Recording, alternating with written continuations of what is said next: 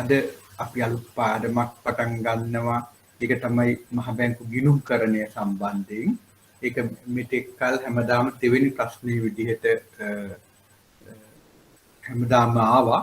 එතකොට ඒ වගේම පසුගිය සඳුදා තිබුණා මේ ඉන්ස්ටිටියුට් එකේ ලෙක්චරර්ස්ලාට තිබුණු සෙමිනා එකක්, කියන්නේ සාකච්ඡාවක්.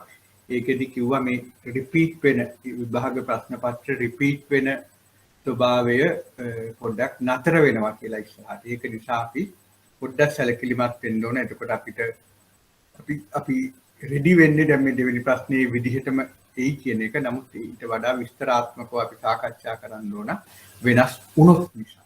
නමුත් මේ විෂය කරුණු දන්නවා නම් කොයි විදිහකට මේ ප්‍රශ්නේ ආවත් අපිට ඒක ප්‍රශ්නයක් වෙන්නේ නැහැ. එතකොට ඒ විදිහට ගිණුම් මහ බැංකුවේ මූල්‍ය ගිණුම් සම්බන්ධයෙන් අපි අද පටන් ගන්නවා. ගොඩක් අය සලකන්නේ ඒක මහා කොම්ප්ලිකේටඩ් එකක් කියලා ගිණුම් නිසා. නමුත් එහෙම එකක් වෙන්නේ නැහැ. ඒක පහසුයි. අපි තේරෙන විදිහට අපිට කරගෙන යන්න පුළුවන්. ඒක නිසා එතනදී එනවා නම් යම් ප්‍රශ්නයක්, ඒ ප්‍රශ්නය ඔයාලා අනිවාර්යෙන්ම අහලා ඒක ක්ලියර් කරගන්න. එතකොට ඒක අනිත් අයටත් වඩා හොඳා. මොකද ඒ වගේ පැහැදිලි කිරීම කරගන්නකොට එකෙන් අනිත් අයටත් ඒකෙන් ඵල ප්‍රයෝජන තියෙනවා. එහෙනම් එදා අපි කතා කරමින් හිටියා ප්‍රශ්න පත්‍රයේ 2014 එක. ඒකේ ප්‍රශ්න දෙකක් කරලා අපි පාඩමට යමු. ප්‍රශ්න දෙකක් වගේ අද කරමු. මොකද අපි පාඩමක් ඉදිරියට ගෙන යන්න ඕන නිසා. එදා මම හිතන්නේ අපි නැවැත්තුවේ පස්වෙනි ප්‍රශ්නය කරන්න තියෙනවා. එතකොට මේ ප්‍රශ්න කිරීම තුළින් අපි බලාපොරොත්තු වෙන්නේ මෙච්චර කල අපි ඉගෙනගත්ත දේවල් වලින් මේ ප්‍රශ්න වලට උත්තර ලියන්නේ කොහොමද කියන එක ගැන අවබෝධයක් ගන්න. එතකොට පස්වෙනි ප්‍රශ්නය ඔයගොල්ලෝ ගාව දැන් ප්‍රශ්න පත්‍රයේ තියෙනවා 2014. ඒකේ පොඩක් වෙනස් විදිහකට අහනවා. පස්වෙනි එක ලෝකයේ පුරා මහ බැංකුවල ක්‍රියාකාරීත්වය.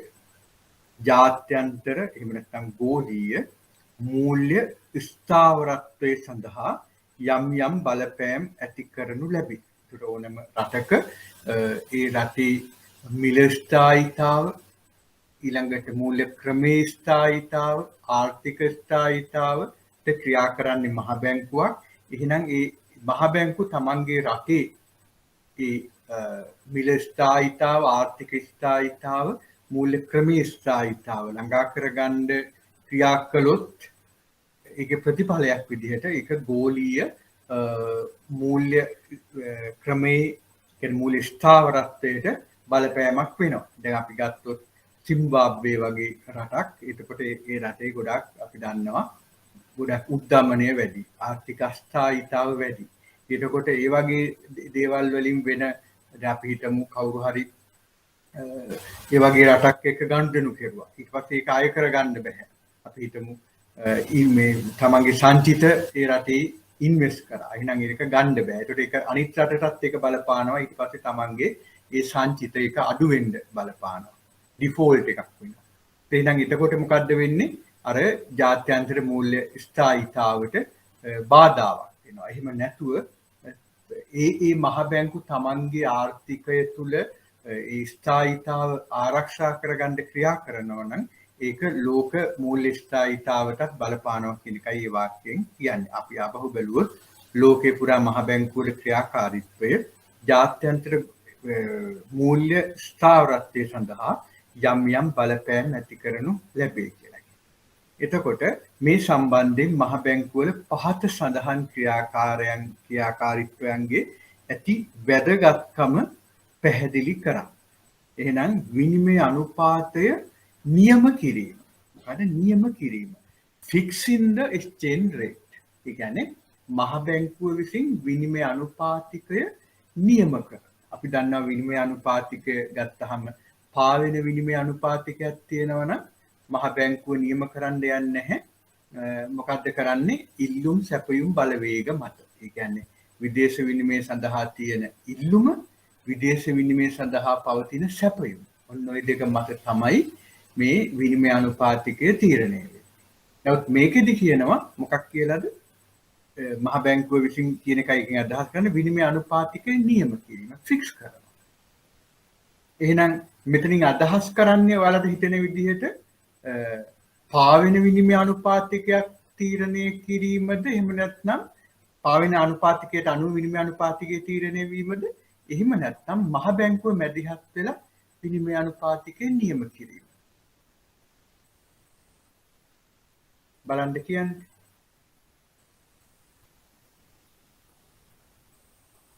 කවුද කතා කරන්නේ කවුරුත් කතා කරන්නේ නැහැ ඇහෙනවද මාව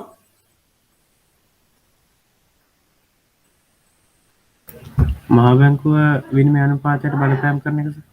ඔව් මහ බැංකුව විසින් විනිමය අනුපාතිකය තීරණය කරනවා. මහ බැංකුව තමයි ෆික්ස් කරන්නේ. එක්ක ස්ථාවර විනිමය අනුපාතිකයක් වෙන්න පුළුවන්. පාලිත නම්‍ය විනිමය අනුපාතිකයක් වෙන්න පුළුවන්. ස්ථාවර විනිමය අනුපාතිකයක් නම් මහ බැංකුව දිගු කාලයක් පදනම් කරගෙන විනිමය අනුපාතිකය තීරණය කරනවා. අවුරුදු 5-6කට සැරයක් තමයි විනිමය අනුපාතිකය වෙනස් වෙන්නේ. පාලිත නම්‍ය විනිමය අනුපාතික ක්‍රමයක් නම් තීරණය වෙන්නේ කොහොමද? මහ බැංකුව යම් ගැනුම් විකුණුම් මිල දෛනිකව ප්‍රකාශයට පත් කරනවා. ඒකට ඒ ගැනුම් මිල සහ විකුණුම් මිල අතර යම් පරතරයක් තියෙනවා. අපි හිතමු රුපියල් 5ක් තියෙනවා කියලා. ගන්නේ 200ට විකුණන්නේ 205ට කියලා. එහෙම කෙරුවොත් වාණිජ බැංකුව මොකද කරන්නේ? අර 5 තුල ක්‍රියාත්මක වෙනවා. එයාට ගැනුම් විකුණුම් මිල තීරණය කරන්න පුළුවන්. මේ මහ බැංකුව තීරණය කරන සීමාව තුල. එහෙනම් එක්කෝ ස්ථාවර විනිමය අනුපාත ක්‍රමයක් වෙන්න පුළුවන් නැත්නම් පාලිත නම්‍ය විනිමය අනුපාතික ක්‍රමයේ යටතේ මේ ගැනුම් විකුණුම් මිල ප්‍රකාශයට පත් කරනවා වෙන්න පුළුවන්. එහෙනම් ඒ විදිහට නියම කිරීමෙන් මොකද්ද වෙන්නේ කියලා. දැන් අපේ රටේ ගත්තාම දැන් විනිමය අනුපාතිකය ගත්තාම එතකොට දැන් අපිට ගත්තාම සාමාන්‍යයෙන් අවුරුද්දකට ඇමරිකානු ඩොලර් බිලියන 4.5ක විතර සංචාරක ව්‍යාපාරයෙන් අපිට ලැබෙනවා විදේශ විනිමය ප්‍රවාහයක්. ඒ කියන්නේ අපිට 77න් පස්සේ තියෙන්නේ අපේ ජංගම ගිණුමේ විශේෂයෙන්ම වෙළඳ ගිණුමේ හිඟයක්. දැන් 77 වෙනකම් විතරයි අතිරික්ත තිබුණේ ඊට පස්සේ දිග්ගටම හිඟයක්. මේක 2014 සැප්තැම්බර් 5 වෙනි ප්‍රශ්නය. 2014 සැප්තැම්බර් 5 වෙනි ප්‍රශ්නය. හරි ඒකට 77 ඉඳන් හැමදාම තිබුණේ අපිට වෙළඳ ගිණුමේ හිඟයක්, ජංගම ගිණුමේ හිඟයක්. එහෙම තියෙනකොට එහෙනම් ඒක මූල්‍යණය කරගන්න අපිට මේ සංචාරක ව්‍යාපාරය වගේ දේවල් වලින් ලැබෙන ඒ විදේශ විනිමය ගොඩක් වැදගත් වෙනවා. නමුත් අපි දන්නවා COVID-19 ඒ ප්‍රශ්නයේ උඩ සංචාරක ව්‍යාපාරය සම්පූර්ණයෙන්ම බිඳ වැටිලා තියෙනවා. එහෙනම් එතකොට අපිට යම් විදේශ විනිමය හිඟයක් තියෙනවා රට තුල. ඒක අපිට විතරක් නෙමෙයි අපි වගේ සෑම රටකටම පොදු දෙයක්. එතකොට එහෙම වෙනකොට විදේශ විනිමය සඳහා තියෙන ඉල්ලුම වැඩි වෙනවා සැපයීමට වඩා. එහෙනම් ඒක ගොඩාක් විනිමය අනුපාතික ඉහළ යන්න හේතු වෙන්න පුළුවන්. නමුත් මේ අවස්ථාවකදී බැංකු මොකද කරන්නේ? බැංකු ඊළඟට අපනයනකරුවෝ ආනයනකරුවෝ ඔය පාර්ශ්ව තුනම ගත්තාම ආනයනකරුවෝ උත්සාහ කරනවා ඉදිරියේදී තවත් විනිමය අනුපාතිකය ඩිප්‍රිසියේට් වෙයි කියලා දැම්මම බඩු ටික ගෙනල්ලා ගොඩ ගහ ගන්න හදනවා. ඒ කියන්නේ ඉම්පෝර්ට්ස් ඇඩ්වාන්ස් කරනවා කියලා. ඊළඟට අපනයනකරුවෝ මොකද කරන්නේ? තමන්ගේ පිටරට යවපු ඒ භාණ්ඩ වලට ලැබිය යුතු මුදල් ගොඩාක් කල් තියාගන්නවා මාරු නොකර තව විනිමය අනුපාතිකය මේ අවප්‍රමාණය වුණොත් තමන්ගේ සාක්කුවට ලැබෙන විනිමය ප්‍රමාණය ගැන හිතලා. හරි. එතකොට බැංකු මොකද කරන්නේ? මේ තුලින් ඉහළ ලාභ ගන්න උත්සාහ කරනවා ඉල්ලුම වැඩි නිසා එක විනිමය අනුපාතික වලට විකුණන්න උත්සාහ කරනවා. ඒකට එහෙම වුණොත් මොකද්ද වෙන්නේ?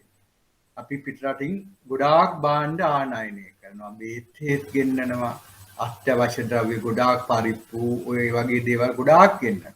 එහෙනම් ඒ වගේ මිල මොකද වෙන්නේ? බැරිලාත් විනිමය අනුපාතිකයේ මහ බැංකුව කම්පියාගෙන ඉන්නවා. ඔන්න වෙළඳපොළ බලවේග වලට ඉඩ දීලා. එහෙනම් ලංකාව වගේ රටක වෙළඳපොළ බලවේග වලට ඉඩ දුන්නොත් එහෙම එතන තියෙන්නේ අර ස්පෙකියුලේට් කරන. එහෙම නැත්නම් අර මොකද්ද කියන්නේ මේ බොරදියේ මාළු බාන මාකට්. ඒ කියන්නේ යාලා හදන්නේ තමන්ගේ ලාභ ප්‍රමාණය වැඩි කරගන්න මිසක් ආර්ථිකය ගැන පොඩ්ඩක්වත් හිතන්නේ නැහැ.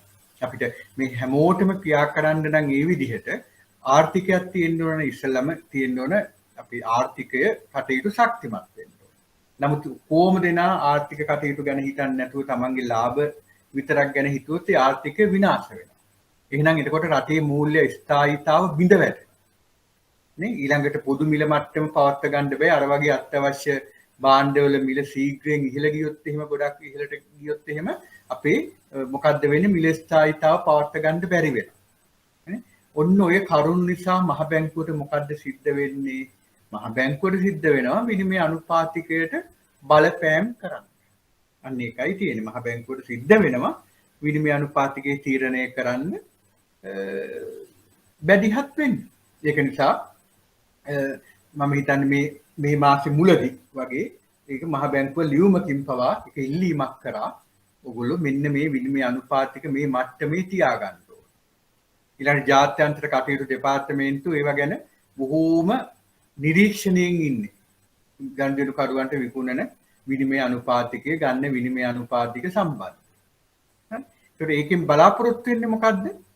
රටේ විනිමය අනුපාතික ස්ථායි කරලා මේ රටේ ඒ ආර්ථික ස්ථායීතාව, මිල ස්ථායීතාව, මූල්‍ය ක්‍රමයේ ස්ථායීතාව පවත්ව ගන්න. එහෙනම් එහෙම කරොත් මොකද්ද වෙන්නේ? ජාත්‍යන්තර ඒ මූල්‍ය ස්ථායීතාවටත් ඒ තුලින් ඒ රටේ ආර්ථිකය ශක්තිමත්ව පවත්ව ගන්න, මිල ස්ථායීතාව පවත්ව ගන්න, මූල්‍ය ක්‍රමයේ ස්ථායීතාව පවත්ව ගන්න මේ විදිහට ක්‍රියා කරොත් මොකද්ද සිද්ධ වෙන්නේ? ලෝක එහෙම නැත්නම් ගෝලීය මූල්‍ය තත්ත්වයනටත් ස්ථායීතාවයකින් යුතුව පවත්ව ගන්න පුළුවන්. තේරුණාද ඒක ඔයගොල්ලන්ට? හොඳට තේරුණාද මේ ප්‍රශ්නෙට උත්තරය? ප්‍රශ්න තියෙනවා නම් අහන්න, නොතේරුණු තැන්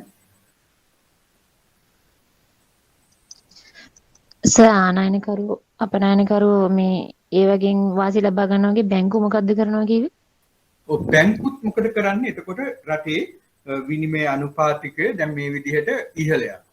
දැන් බැංකු වලට මොකද තියෙන්නේ? බැංකු වලට ප්‍රධාන ප්‍රවාහය තමයි එක්ස්පෝර්ටර්ස්ලාගෙන් ගන්න එක. ඒ කියන්නේ එක්ස්පෝර්ට් ප්‍රොසීඩ්ස් මිලට ගන්න එකයි.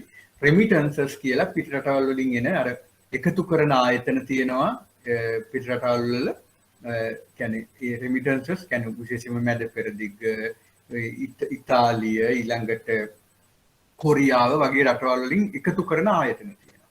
ඒ එකතු කරන ආයතන ඇවිල්ලා බැංකු වලට තමයි විකුණන්නේ. ඒත් එයාලා මොකද කරන්නේ? බැංකුත් මේවා තමුන්ට මේ වෙලාවේ විනිමය ගන්න නිසා අර ඒ රෙමිටන්සස් ගේන ඒ ආයතන වලට එයාලත් මොකද කරන්නේ? එයාලත් තරඟකාරී මේ බැංකුවෙන් අහනවා E කියන බැංකුවෙන් කීයටද ගන්න? B කියන බැංකුව කීයටද ගන්න? ඊට පස්සේ කියනවා ඒ බැංකුවට කියනවා B මෙච්චරක් දෙන්නම් කිව්වා. ඔයාගේ අඩුයිනේ මම අරක. ඊට පස්සේ ඔහොම කරලා විනිමය අනුපාතිකය උඩට ගෙනියනවා. අපි හිතමු එහෙම ගෙනින් යම් විදිහට 210කට ගත්තා කියලා. එහෙනම් 210ට බැංකුව ගත්තා නම් බැංකුව අනිවාර්යෙන් මොකද්ද කරන්නේ? මේකට ලාභ තියාගන්න. ඊට පස්සේ ආපහු ඉම්පෝර්ටර් කෙනෙක්ට සෙල් කරන්න කියලා. 215ට. එහෙනම් මොකද්ද කරන්නේ? මේ සෙල්ලම නිසා මොකද්ද වෙන්නේ? බැංකු අර වගේ තරඟකාරී විදිහට අරව අරගෙන විශාල ලාභ තියාගෙන ඉම්පෝර්ටර්ස්ලාට සෙල් කරනවා. එහෙනම් විනිමය අනුපාතිකය මොකද්ද වෙන්නේ? වැඩි වෙනවා. ඉම්පෝර්ටර් කෙනෙක් වැඩි අනුපාතිකයකට බැංකු වලින් ගන්නවා කියන්නේ මොකද්ද? බැංකු මේ කරන ක්‍රියාකාරීත්වය නිසා මොකද්ද වෙන්නේ? අනිවාර්යයෙන්ම මේ භාණ්ඩ වලට මිල නියම කරන්නේ අර විනිමය අනුපාතිකයේ ආපුවේ අවක්‍රමාණයත් එක්ක. තේරුණාද? අන්න ඒකයි මෙතනදී බැංකු කියන්නේ ආනයනකරු, අපනයනකරු, බැංකු කියන තුනම ක්‍රියා කරනවා තමන්ගේ මේ තරගකාරීත්වය තුලින් ලාභ ලබන්න මේ දුෂ්කර අවස්ථාව. එහෙනම් එතකොට මහ බැංකුවට සිද්ධ වෙනවා මේ බැංකු වලට නීති දාන්න. වලට මේකට වඩා මෙන්න මේ අනුපාතිකයයි මේ අනුපාතිකයයි අතර 200ට ගන්න 203ට විකුණන්න. එහෙම කියන්න සිද්ධ වෙනවා. ඒ අතර ක්‍රියාත්මක වෙන්න පුළුවන් ඒක ඇතුලේ. ඔයාලට තේරුණාද දිලීපා? කොහොමද බැංකු ක්‍රියා කරන්නේ? ඔව් හරි සර් thank you.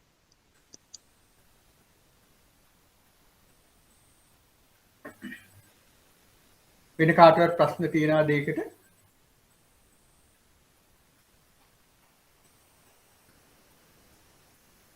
නෑ. එහෙනම් අපි දෙවෙනි කොටසට යන් බැංකු අධීක්ෂණ කටයුතු දැඩි කිරීම. බැංකු අධීක්ෂණ කටයුතු දැඩි කිරීම. එහෙනම් බැංකු අධීක්ෂණ කටයුතු දැඩි කරපුවාම ටයිටන් කරපුවාම මේක දිනවා ටයිටනින්.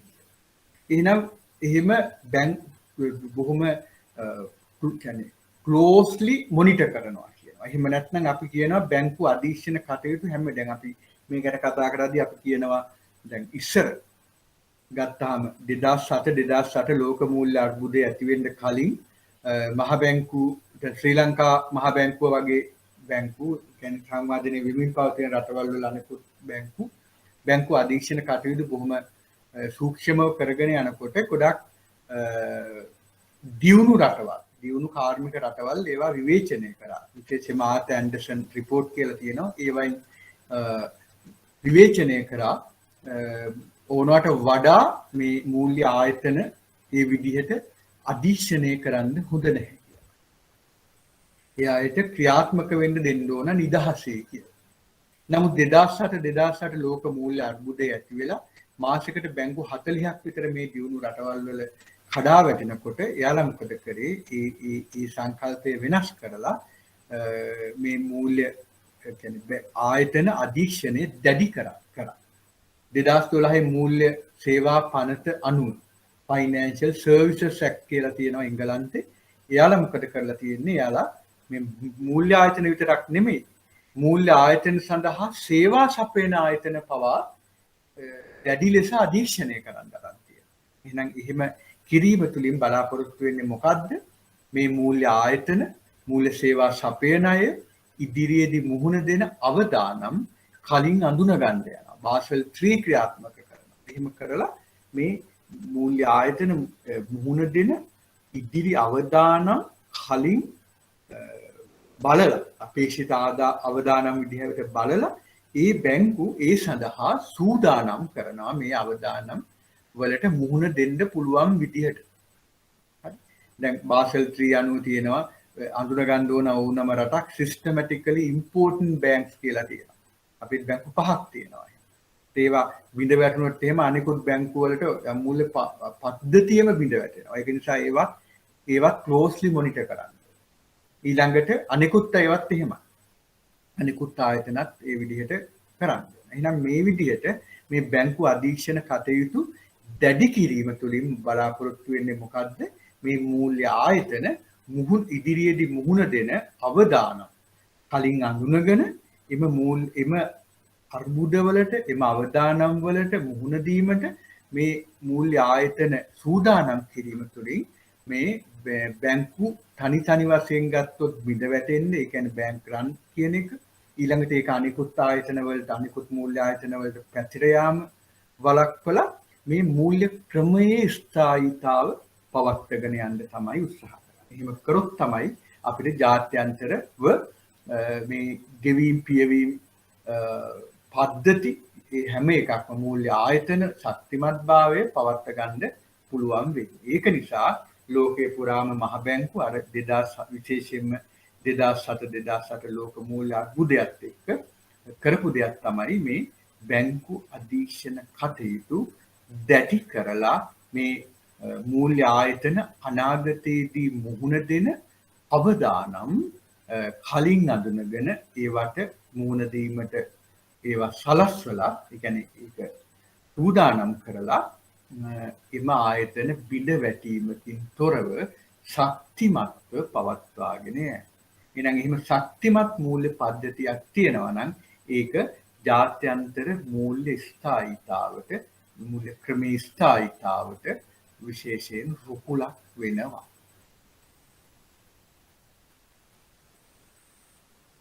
ගැටලු තියෙනවද ඒකේ?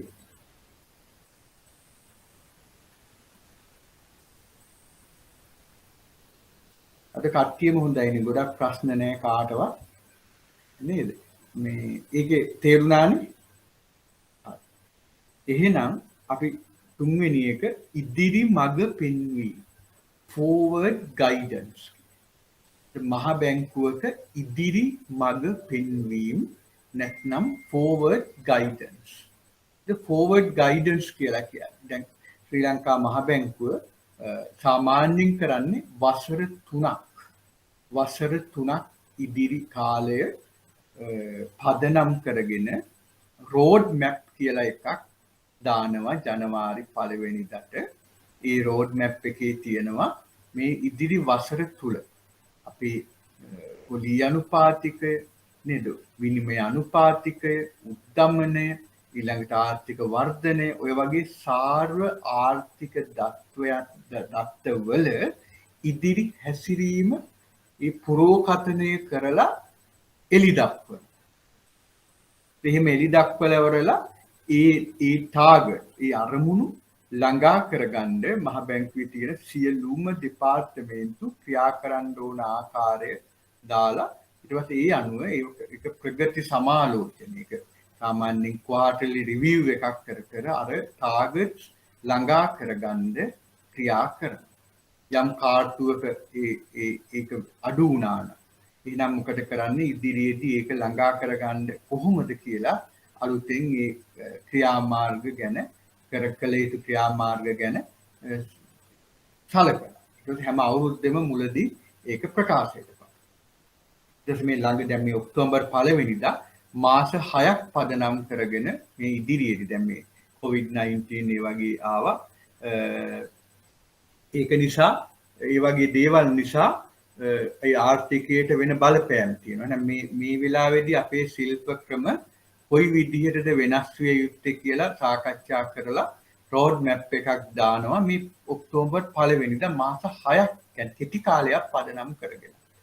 ඒ තුලින් බලාපොරොත්තු වෙනවා මහ බැංකුව මේ වගේ කියන්නේ අස්ථාවර ලෝක මූල්‍ය ක්‍රමයේ අස්ථාවර තත්ත්වයක තියෙනකොට මේ ආර්ථික කටයුතු කොහොමද මහ බැංකුව මේකට සාර්ථකව මුහුණ දෙන්නේ කියලා සාකච්ඡා කරන්න ඒ රෝඩ් මැප් එක තුලින් ඉදිරි දැක්ම රෝඩ් මැප් කියනවා ඉදිරි දැක්ම කියනවා ඉදිරි මඟ පෙන්වීම කියලා කියනවා අන්නේ. එහෙනම් ඒ වගේ. එහෙනම් මේ ඉදිරි මඟ පෙන්වීම කොහොමද ලෝකේ පුරා මහ බැංකුවල ක්‍රියාකාරීත්වයට බලපාන්නේ මුල් ස්ථායිත. එහෙනම් ඊතනින් තමයි මේ රටේ කොහොමද මේ ආර්ථික කටයුතු සිද්ධ වෙන්නේ කියලා අනෙකුත් අය සාකච්ඡා කරනවා. බලන්න. අපි හිතමු ලෝක බැංකුව, ජාත්‍යන්තර මූල්‍ය අරමුදල, ඇතුළත් ඒ ජාත්‍යන්තර ආයතන, ඊළඟට රටේ ඉන්න ව්‍යාපාරිකයෝ, බැංකු නේද ඒ වගේ ආයතන, ඊළඟට ඔය ගොඩාක් රිසර්ච් කරන ආයතන, ජාත්‍යන්තර ශ්‍රේණිගත කිරීම කරන ආයතන ඔක්කොම දෙනා මේ අපේ ආර්ථික ක්‍රියාකාරීත්වය මහ බැංකුව ඉදිරියේදී හසුරුවන්නේ කොහොමද කියලා මේ ඉදිරි මඟ පෙන්වීම තුලින් බලන්න. එහෙනම් ඒ තුලින් එතකොට ඒ විදිහට ටාගට්ස් දීලා ඒ ටාගට්ස් අචීව් කරන්න ක්‍රියා කිරීම තුලින් මුළු මහ බැංකුවම මොකද්ද සිද්ධ වෙන්නේ? අර ඒ ටාගට්ස් වලින් ගොඩාක් ඩීවියේට් වෙන්නේ නැහැ කියන විශ්වාසයක් වෙනවා. ඔහේ ආර්ථිකය ගලා යන්න දෙන්නේ නැහැ. ඒ වෙනුවට ඒ ටාගට්ස් දීලා ඒ අනුව ආර්ථික කටයුතු කරනවා කියලා යම් විශ්වාසයක් ඇති. එතකොට තමයි විශේෂයෙන්ම ජාත්‍යන්තරව අපිට ආයෝජන කටයුතු නේ. එතකොට අන්න ඒ වගේ දේවල් ආයෝජකයෝ මේ අපිට ආකර්ෂණය කරගන්න පුළුවන් වෙන්නේ ඊළඟට මේ බැඳුම් කර ඒ වගේ දේවල් නිකුත් කරනවා නම් ඒවට වැඩි දායකත්වයක් ජාත්‍යන්තරයෙන් ලබා ගන්න පුළුවන් වෙන්නේ. ඒ වගේම දේශීය ආර්ථිකය ගත්තොත් දේශීය ආයෝජකයෝ දිරිමත් වෙන්නේ. ඒ ඔක්කොම කරන්නේ මේ වගේ ඉදිරි දැක්මක තියෙන ඒ විදිහට අභියෝග වලට මුහුණ දෙන්න කොහොමද මහ බැංකුව ක්‍රියා කරන්නේ කියන එක. එතකොට එහෙම කරලා ඒ ආර්ථිකය තුළ විශ්වාසයක් ගොඩනගන්න පුළුවන් නම් අපිට පුළුවන් ඒක ගෝලීය ස්ථායීතාවයටත් ඒක බලපෑමක් වෙනවා. අපේ රටේ අස්ථායීතාවක් ඇති වුණොත් ඒක ගෝලීය අස්ථායීතාවයකට බලපාන. නේ? අපි හිතමු කොහේ හරි රටක විශාල බැංකුවක් බිඳ වැටෙනවා කිව්වොත් එහෙම හැම මහ බැංකුවක්ම මේ ගැන ගොඩාක් සැලකිලිමත් වෙනවා. මොකද ඒකට ජාත්‍යන්තර ගෝලීය තත්ත්වයකට ඒක කොයි විදිහටද බලපායි කියලා. ඒ වගේම තමයි අර වගේ අභියෝග වලට මුහුණ දෙන ආකාරයට මේ මහ බැංකු ආර්ථික ක්‍රියාකාරීත්වය හසුරවන්න ක්‍රියා කරන්න සූදානම් නම් මේ විදිහට සැලසුම් තියෙනවා නම් ඉදිරි සැලසුම් ඒ තුලින් පුළුවන් අපිට සෑම පාර්ශවයකම විශ්වාසය දිනාගෙන මේ ආර්ථිකය ඉදිරියේදී හසුරවන්න. හරිද? ඒකේ ගැටලු තියෙනවද ඉදිරි මඟ පෙන්වීම වල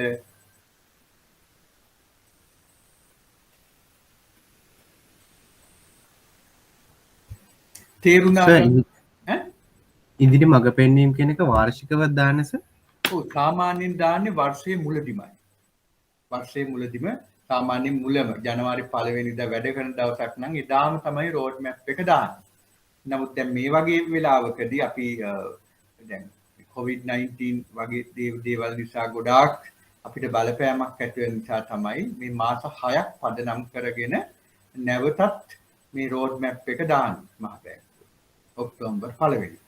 නමුත් සාමාන්‍යයෙන් වර්ෂ මුලදී තමයි ඒක සැලසුම් කරන්නේ. සාමාන්‍ය මුල් කාලේ වසර 5ක් කරා ඊට පස්සේ ඒක වසර 3ක් තමයි සාමාන්‍යයෙන් ජාත්‍යන්තරව මහ බැංකු ක්‍රියාකාරීත්වය සිද්ධ වෙන්නේ කියලා ඒ විදිහට වසර 3ක් අලලා තමයි මේ ඉදිරි මඟ පෙන්වීම කරන්නේ. ඒ අනුව තමයි එතකොට ඒකෙදී සාමාන්‍යයෙන් මහ බැංකුවේ දෙපාර්තමේන්තු තමන්ගේ යෝජනා දෙන්න ඕන PRMD එකට අපි PRM policy review and monitoring department කියලා අපි කතා කරා දෙපාර්තමේන්තුවක යටතේ ඊට පස්සේ ඒවා top management එකට දාලා ඊට පස්සේ ඒකෙන් සාමාන්‍යයෙන් ගිය සැරේදී අපි ප්‍රයෝරිටිස් කියලා ප්‍රමුඛතා ලැබෙන ඒ අරමුණු 6කට දුන්නා ප්‍රමුඛත්වය. ඒකට එහෙම ගත්තාම එකක් තමයි enterprise wide risk management කියලා. ඒ කියන්නේ අර මහ බැංකුව හරහා මම සිංහල වචන දෙන්නම් මම දුන්නා වෙන්දටි risk management කරනකොට. එතකොට ඒ අනුව අපේ risk management framework එකක් හදන්න. ඒක කරලා ඉවරයි. ඊළඟට ගත්තාම නම්මශීලී උද්දමන ඉලක්ක කරන. අන්න ඒ වගේ ඒකත් කරලා ඉවරයි 2020 ඉඳන් ක්‍රියාත්මක වෙනවා. අන්න ඒ වගේ ඒ වගේ ප්‍රයෝරිටි සඳර ගන්නවා 6ක් විතර. ඒවා ටිකක් මේ වසර 3 තුල කොහොම හරි ඒවා ළඟා කරගන්න ක්‍රියා කරනවා. අන්න ඒ වගේ. එතකොට සර් 2019 දාපු විදියට වඩා ගොඩක් වෙනස් වුණා සර් 2020 21 ඒ කියන්නේ 2019 ඉදිරි පරිශ්‍රම අපි හිතමු 2019 දී අපි කියනවා ඔන්න මේ 6 තමයි අපි ප්‍රයොරිටිස් දෙන්නේ. එතකොට ඒ අනුව 2019 ජනවාරි 1 වෙනිදා ගත්තොත් ඒක ප්‍රකාශයට පත් කරනවා. ඒක 2020 ජනවාරි 1 වෙනිදාට ගත්තොත් අර ප්‍රකාශයට පත් කරපු ඒවල ප්‍රගතිය කොච්චරද කියලා ඒක ප්‍රකාශයට පත් කරනවා. ඒ අනුව අපි මේ විදිහට ප්‍රෝග්‍රස් ලබාගෙන තියෙනවා. 2022ත් ඒක බලනවා 2023ත් බලනවා. ඒත් 2023 වෙනකොට 100% ඒක achieve කරගන්නයි බලනවා. ඊට පස්සේ ආපහු වෙනත් priorities හදලා ඒවා ක්‍රියාත්මක. අන්න ඒ විදිහටයි ඒකයි. වසර 3ක් තුල ක්‍රියාත්මක වෙනවා කරපුවා ඒවට කළ යුතු වෙනස්කම් තියෙනවා නම් ඊළඟ අවුරුද්දේදී ඒවා කරනවා. ඒ විදිහට අර ටාගට්ස් ටික achieve කරනවා. ඊට පස්සේ යම් කිසි විදියකින් ඒකට බාධා આવුත් සමහර විට තව අවුරුද්දක් ඒකට එක්ස්ටෙන්ඩ් කරන්න. ඊට පස්සේ තවත් අලුත් ඒවා ඉදිරිපත් කරනවා. අන්න ඒ විදිහට.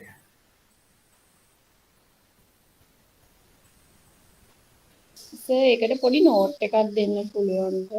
මොකද ඉදිරි මඟ පෙන්වීම වලට. හරි. අපි මෙහෙම දාමු. ඉදිරි මඟ පෙන්වීම. හරි.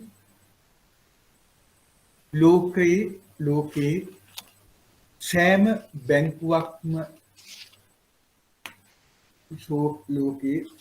බැංකුවක්ම පාහේ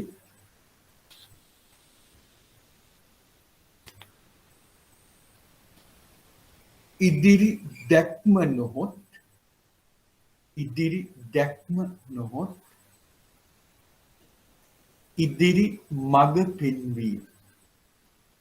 ඉදිරි මඟ පෙන්වීම වරහන් ඇතුලේ forward forward guidance guidance හරහට ඉරක් road map road map ඉදිරිපත් කරනු දැකිය හැකිය. එහිදී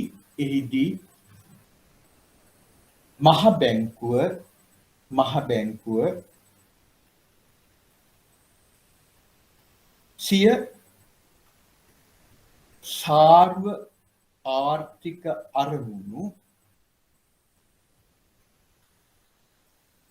ළඟා කර ගැනීමට ළඟා කර ගැනීමට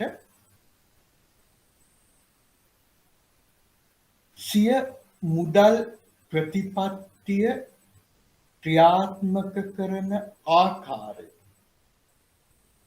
ක්‍රියාත්මක කරන ආකාරය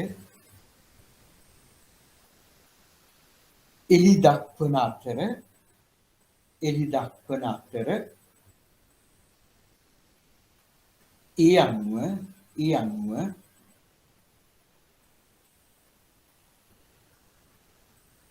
ඉදිරි පොලි අනුපාතිකයන්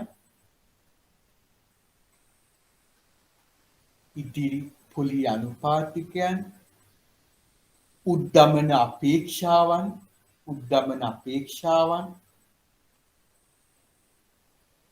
සේවා නියුක්තිය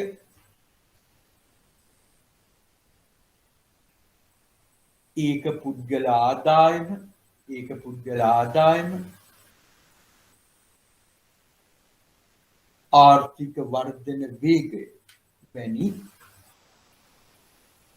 ආර්ථික වර්ධන වේගය වැනි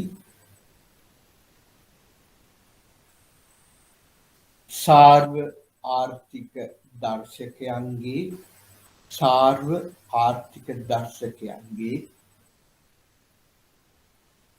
ඉදිරි හැසිරීම පිළිබඳව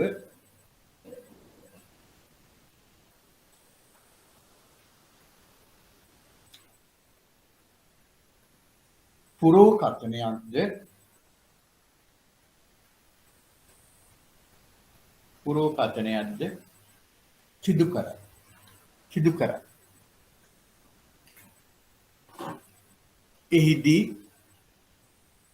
එහිදී දේශීය හා ජාත්‍යන්තර ආයෝජකයින්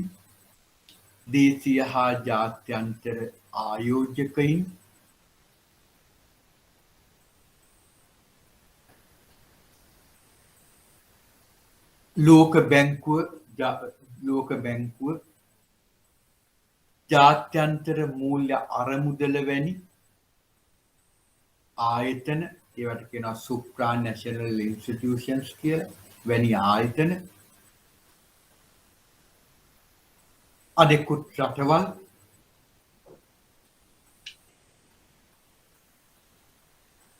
එම ආර්ථිකයේ ඉදිරි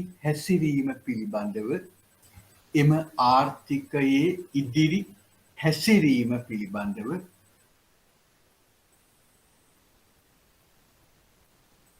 යම් අවබෝධයක් ලබා ගැනීමට හේතු වන අතර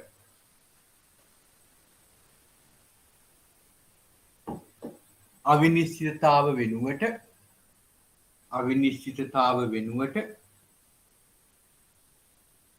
යම් තිරසාර ලෙස තීරණ ගැනීමට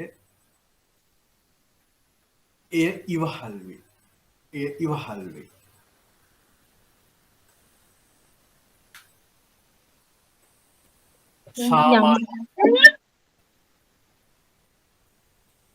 ඉදිරි මඟ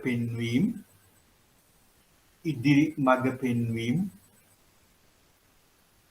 සාමාන්‍යයෙන්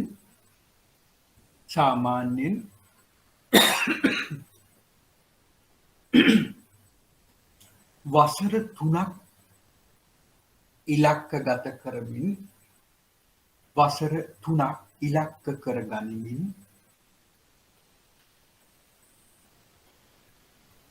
ක්‍රියාත්මක කරන අතර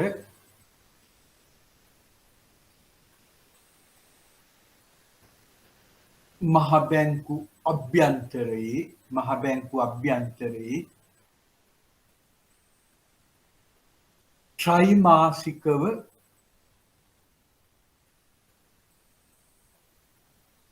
ප්‍රගතිය පසුවිපරම් කරන අතර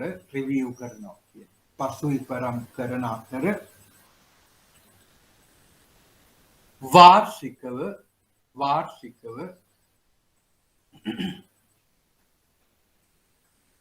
එම ඉලක්කවල හැසිරීම පිළිබඳව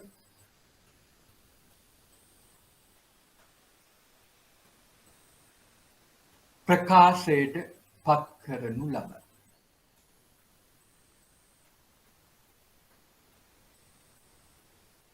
එම නිසා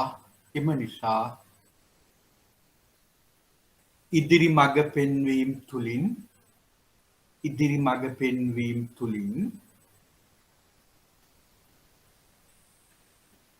ආර්ථික ස්ථායීතාව තහවුරු වන අතර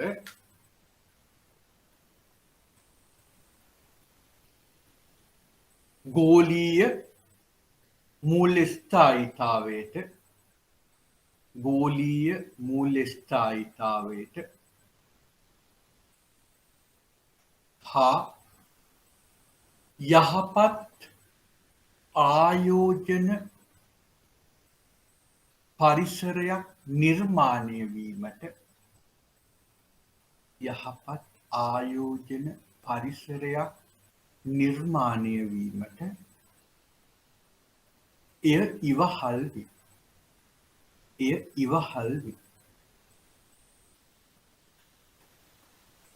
එය ඉවහල් වේ. මම හිතන්නේ තේරුණා කියලා ඔයගොල්ලන්ට. හරිද?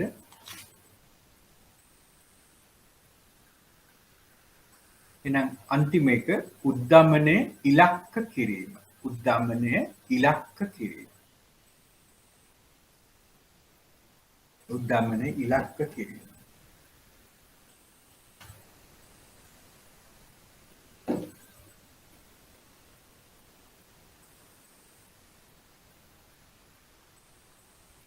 කොහොමද පොඩ්ඩක් බලන්න කතා කරමු. උද්දමනයේ ඉලක්ක කිරීම කොහොමද ගෝලීය මූල්‍ය ස්ථායීතාවට බලපෑම් කරන්නේ?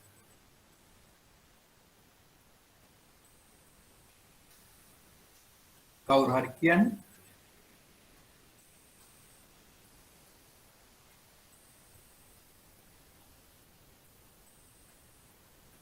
බලන්න කවුරු හරි කියන්නේ?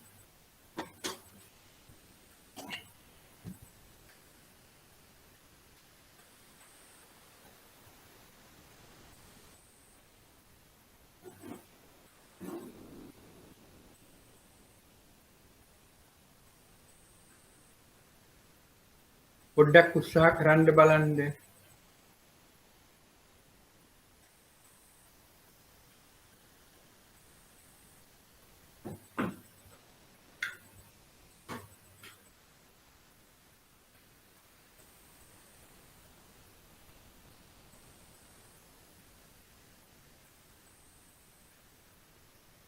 මේක ලේසි ප්‍රශ්නයක් නේ. බලන්න කවුද කතා කරන්නේ? කවුරු හරි කතා කරන්න බලන්න. අද කට්ටියම කතා කරන්නේ නැහැ. කොහොමද උද්දමනයේ ඉලක්ක කිරීම ගෝලීය ආර්ථික ස්ථායීතාවට බලපාන්නේ?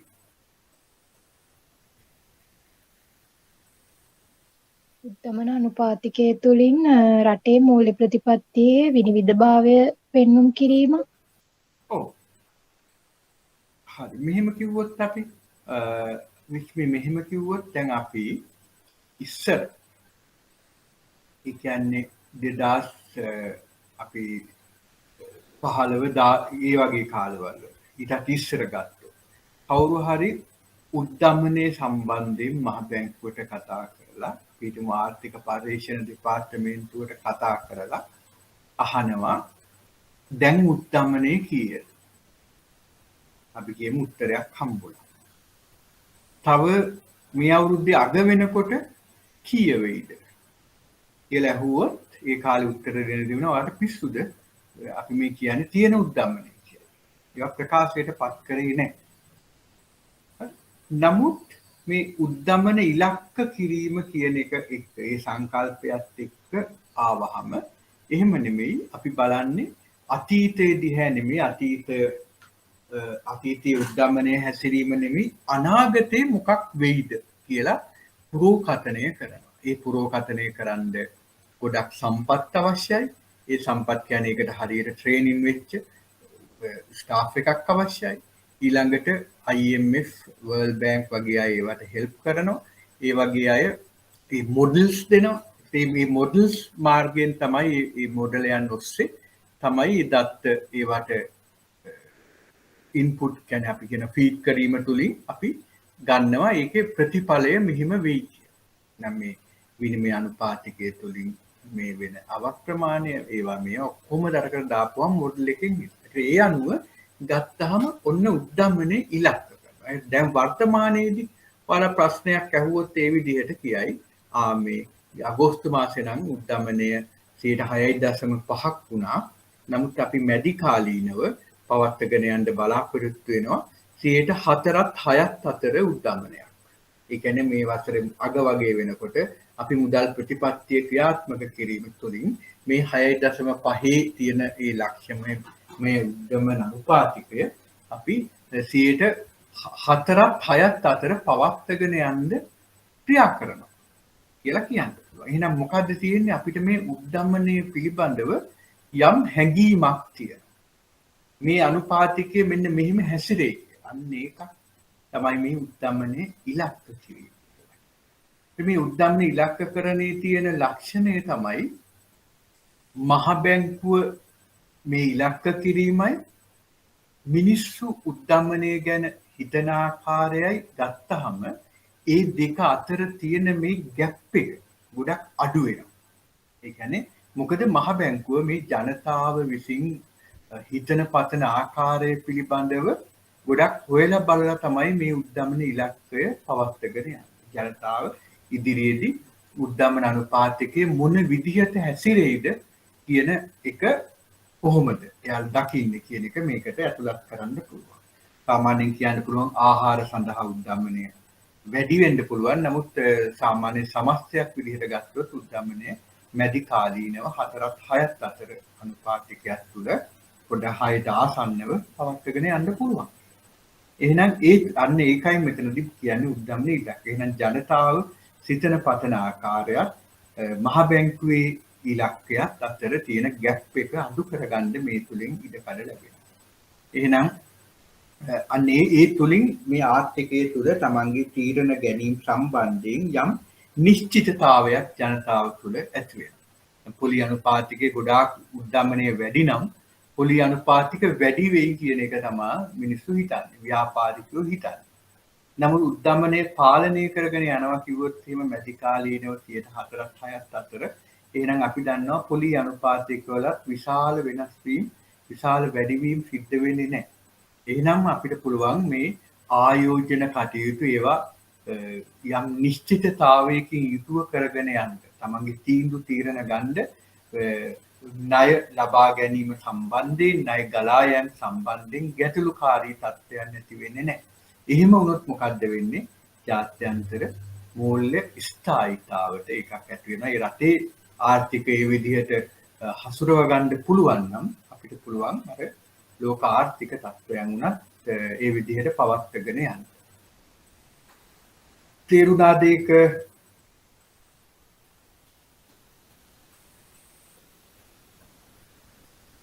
තේරුණාද? ආයෙ චුට්ටක් ඒක සාරාංශයක් වගේ කියන්නකෝ. වැඩි විස්තර නැතුව ගමන්නේ. ඔව්. දැන් උද්දමන ඉලක්කයක් කියලා කියන්නේ අපේක්ෂිත උද්දමනය. අපේක්ෂිත උද්දමනය.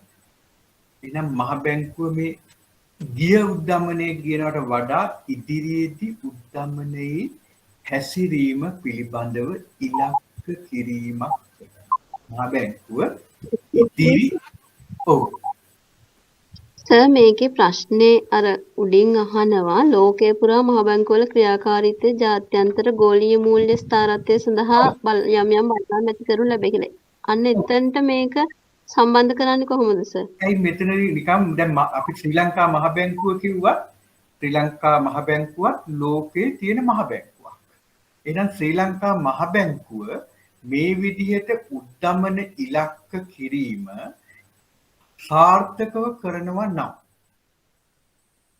මහ බැංකුව උද්දමන ඉලක්ක කරලා ඒක ළඟා කර ගැනීම සාර්ථකව කරනවා නම් මොකද්ද හේතු වෙන්නේ? අපේ ආර්ථිකය තුල යහපත් ක්‍රියාකාරීත්වයකට අපේ මූල්‍ය ක්‍රමයේ මිල ස්ථායීතාව පවත්වා ගන්න හේතු වෙනවා. එහෙනම් හැම මහ බැංකුවක්ම ඒ විදිහට ක්‍රියා කරනවා නම් දැන් අපි දන්නවා එංගලන්ත මහ බැංකුවේ උද්දමන ඉලක්කය 2%යි.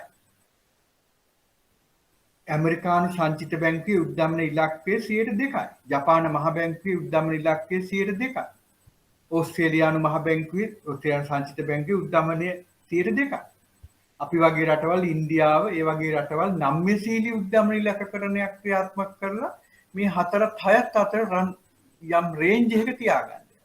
ඒක මෙහෙම හැම බැංකුවක්ම තමන්ගේ ආර්ථිකය මේ විදිහට උද්දමන ඉලක්කකරණයක් ඔස්සේ සාර්ථකව පවත්වාගෙන යන්න පුළුවන් නම් එහෙම පුළුවන් නම් මොකද්ද වෙන්නේ? අපිට විදේශිකයෝ අපේ රටේ ආයෝජනය කරනවා නම් ඒ රටේ උද්දමනය අඩුයි සාර්ථකව ක්‍රියාත්මක වෙනවා කියලා හිතනවා නම් මොකද්ද වෙන්නේ? ජාත්‍යන්තර ආයෝජන ප්‍රවාහයන්ට හොඳ බලපෑමක්. ඊළඟට අපි ගත්තොත් අපේ රටේ උද්දමනය හොඳින් ක්‍රියාත්මක කරනවා කියන්නේ පාලනය වෙනවා. එහෙනම් අපිට මේ ජාත්‍යන්තර වෙළඳ ප්‍රවාහයන්ට භාණ්ඩවලට ඒ කියන්නේ අපිට අපේ රටේ උද්දමනය වැඩි නම් අපි පිටරටවල් වලට අපි පටවන ටී-ෂර්ට් වල මිලක් ඉහළ යනවා. එහෙනම් එතකොට ඒ රටවල් වලත් ඒ මිල ගණන් අපේ ටී-ෂර්ට් වෙන තරගකාරීත්වයේ ඉන්න පුළුවන්. නමුත් අපි ගත්තොත් මිල ඉහළ යනවා. එහෙම නැතුව අපි පාලනය කරගෙන යනවා නම් මොකද්ද වෙන්නේ? අපි සපයන ජාත්‍යන්තර භාණ්ඩවල අපි එක්ස්පෝර්ටර් කෙනෙක් විදිහට සපයන භාණ්ඩවල මිල ඒ විදිහට උද්දමනයෙන් ගොඩක් වැඩි වෙලා නැහැ. අන්න ඒ වගේ දෙයක්. එහෙනම් එතකොට මේ අන්‍යෝන්‍ය ක්‍රියාකාරීත්වය හැම මහ බැංකුවක්ම තමන්ගේ රටේ උද්දමන අනුපාතිකය ඒ විදිහට අපේක්ෂිත උද්දමනය ඒ විදිහට පාලනය කරගන්නවා නම් මොකද්ද වෙන්නේ? ඒ රටේ මිල ස්ථායීතාවය. ඒ රටේ මූල්‍ය ක්‍රමයේ ස්ථායීතාවය. එහෙනම් ඒ தত্ত্বය මත අපිට මොකද්ද කරන්න පුළුවන්? ජාත්‍යන්තර වෙළඳාම, ජාත්‍යන්තර ආයෝජන කටයුතු නේ ඊළඟ මූල්‍ය ප්‍රවාහයන් මේ හැම එකක්ම ඒ රට සමග කරන දේවල් යම් විශ්වාසයක් ඇති වෙනවා. මම මුලින්ම කිව්වා සිම්බාබ්වේ වගේ රට. සිම්බාබ්වේ වගේ රටක මූල්‍ය ඒ මහ බැංකුවේ ක්‍රියාකාරීත්වය තුලින් ඒක ළඟා කරගන්න බෑ කියන්නේ ජාත්‍යන්තර ආයෝජකයින්ට ඒ හැම කෙනෙක්ටම තමන්ගේ මුදල් ඒ රටවල් වල ආයෝජනය කෙරුවොත් නැති වෙන තත්ත්වයක් ඇති වෙනවා. නමුත් එහෙම නැතුව ඒක ඒ උද්දමන ඉලක්කයන් සපුර ගන්න පුළුවන් නම් විනිමය අපි ඉස්සෙල්ලා කතා කරපු විනිමය අනුපාතික සම්බන්ධයෙන් මූල්‍ය ආයතනවල ස්ථායීතාව සම්බන්ධයෙන් සුපර්විෂන් තුලින් ඒ ස්ථායීතාව ළඟා කරගන්න පුළුවන් නම් ඒ රටේ ස්ථායීතාව පැවතීම කියන්නේ ඒ ජාත්‍යන්තරයටත් ඒක ජාත්‍යන්තර පවත්වාගෙන යන්න පුළුවන්. කාංචනාට තේරුණාද ඒක? පැහැදිලි sir, thank you so much. ඒකට ඒ යන්නේ ඒකයි මෙතනදී අදහස් කරන්නේ. අනිත් අයට ඒ වගේ ප්‍රශ්න තියෙනවද? සර් දැන් ලෝකේම තියෙන මහ බැංකු මොනිටර් වෙන මේ ප්‍රධාන තැන කොහොමද? කියන්නේ තැනක් තියනවද? එහෙම අපිට එහෙම කියන්න බෑ ලෝකේ මහ බැංකු මොනිටර් කරනවා කියලා. ඒ වෙනුවට දැන් අපි මූල්‍ය ක්‍රමයේ ස්ථායීතාව පවත්වා ගන්න නම් බාසල් ඇග්‍රීමන්ට් එකට ගොඩාක් රටවල් එකතු වෙලා තියෙනවා. ඒකට ඒ අනුව ස්විට්සර්ලන්තයේ බාසල් නුවර තියෙන ඒ බැංක් ෆෝ ඉන්ටර්නැෂනල් සෙටල් කියන්නේ අපිට මෙහෙම කියන්න පුළුවන් ජාත්‍යන්තර මහ බැංකු වල අධීක්ෂණ කටයුතු සිදු කරන්න එයාලා බාසල් නියමයන්ට අනුව තමයි නියාමනයන් ඉදිරිපත් කරන්නේ. ඒකට අපි සමාජිකයෝ නම් මොකද්ද වෙන්නේ? අර මහ බැංකු විසින් මේ මූල්‍ය ආයතන ක්‍රියාකාරීත්වයට කියන්නේ තුමට ක්‍රියාකාරීත්වය කරන්න බැංකු අධීක්ෂණ කටයුතු කරන්න ඕන අර බාසල් නියමයන්ට අනුව. අපි ඒක බැඳලා ඉන්නවා සමාජික රටවල් විදිහට ඒ අනුව ක්‍රියා කරන්න. ඒකට ඒකෙන් නිතනින්ම වෙන්නේ මොකද්ද? මේ බාසල් නියමයන්ට අනුව ක්‍රියා කරනවා නම් අර මූල්‍ය ආයතන බිඳ වැටීමකින් තොරව ඒ කියන්නේ අනපේක්ෂිත විදිහට වෙන්න පුළුවන්. නමුත් සාමාන්‍ය තත්ත්වයන් යටතේ බිඳ වැටීමකින් තොරව පවත්වාගෙන යන්න වෙනවා. එහෙනම් ඒක එකක් අපිට කියන්න පුළුවන් බාසල් නියමයන්ට අනුව බැංකු අධීක්ෂණය කිරීම. අනෙක් පැත්තෙන් ගත්තොත් එහෙම දැන් රටවල් වල මේ මිල ස්ථායීතාව ඒවට ගොඩාක් ජාත්‍යන්තර ආයතන ණය දෙන ආයතන ඒවා ගැන ක්‍රියාකාරී බලනවා. දැන් අපි හිතමු අපිට විශාල ගෙවුම් ශේෂ අර්බුද තියෙන අවස්ථාවකදී ජාත්‍යන්තර මූල්‍ය අරමුදලෙන් මේ අපි කියනවා අර මොකද්ද සමීපස්ත ණය අරමුදල් කියලා ණය ලබා දෙනවා. ඒකට ඒ වගේ දේවල් වලදී යම් යම් කොන්දේසි දානවා අපි දෙන්න නම් මෙන්න මෙහෙම වලයි ආර්ථික ක්‍රියා කරන්න ඕන කියලා. ඒවා මොනිටර් වෙන සිස්ටම් එකක් කියන්නේ අන්න ඒ වගේ දේවල්. බාසල් නියමයන් ඊළඟට ජාත්‍යන්තර මූල්‍ය අරමුදල වැනි ආයතන විසින් ඒ ලෝක බැංකුව වෙනත් රටවල් ඒකට ඒ වගේ ආයතන වලින් සහාය ගන්න නම් නිතනින්ම අපිට සිද්ධ වෙනවා අනිකුත් රටවල් වගේම තමන්ගේ ආර්ථිකය හොඳින් හසුරවන්න. මම ඊයේත් දැක්ක වීඩියෝ එකක් දානවා පාකිස්තානයේ ඉම්රාන් ખાන්ගේ පාලනය සම්බන්ධයෙන්. පාකිස්තානය කියන්නේ ගොඩාක් ගැටලුකාරී තත්ත්වයන් තිබුණු රටක්. අධික පැත්තකින් තාලිබාන් ඒ වගේ වයින්.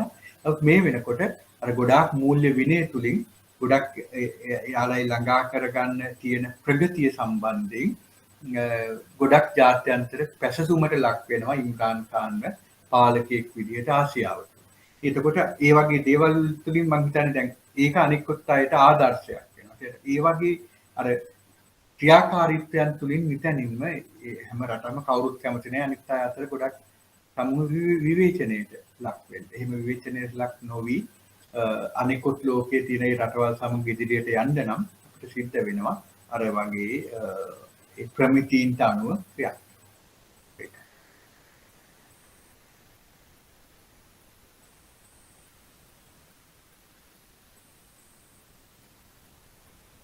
හරිද? එතකොට අපිට මේ වෙනකොට පැයකට නේද? පැයක් වගේ ගත වෙලා තියෙනවා. ඒක නිසා මම අනිත් ප්‍රශ්නෙට යන්නේ නැතුව අද අපි අනිත් ප්‍රශ්නෙට යමු අනිත් දවසේ. මම බලාපොරොත්තු වෙනවා අපේ පාඩමට යන්න ඉදිරි පැය තුල. එහෙනම් අපි බලමු අපේ ප්‍රශ්නයට යන්න. එතකොට අපි දැන් ඔයගොල්ලන්ට පේනව නේද? අද මම නෝට් එකක් තියෙන්නේ. මොකද ගිණුම් නිසා ශ්‍රී ලංකා මහ බැංකුවේ මූල්‍ය ගිණුම්. පේනවද මේක? පේනව නේද?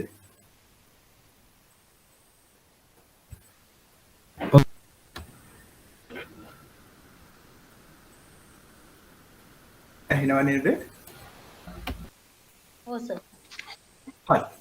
එහෙනම් අපි දැන් ගත්තොත් අපි ඉස්සෙල්ලා බලමු මේ මහ බැංකුවේ මූල්‍ය ගිණුම් සම්බන්ධයෙන් තමයි අපි සාකච්ඡා කරන්න යන්නේ. එතකොට දැන් ඔයගොල්ලෝ දන්නවා කවුද මූල්‍ය ගිණුම් සකස් කරන්නේ? මොකද්ද දෙපාර්තමේන්තුව? කවුරු හරි කියන්නේ? අපි දෙපාර්තමේන්තුව ගැන කතා කරා. අපි දෙපාර්තමේන්තුව ගැන කතා කරලා තියෙනවා. ඒක නිසා කියන්නේ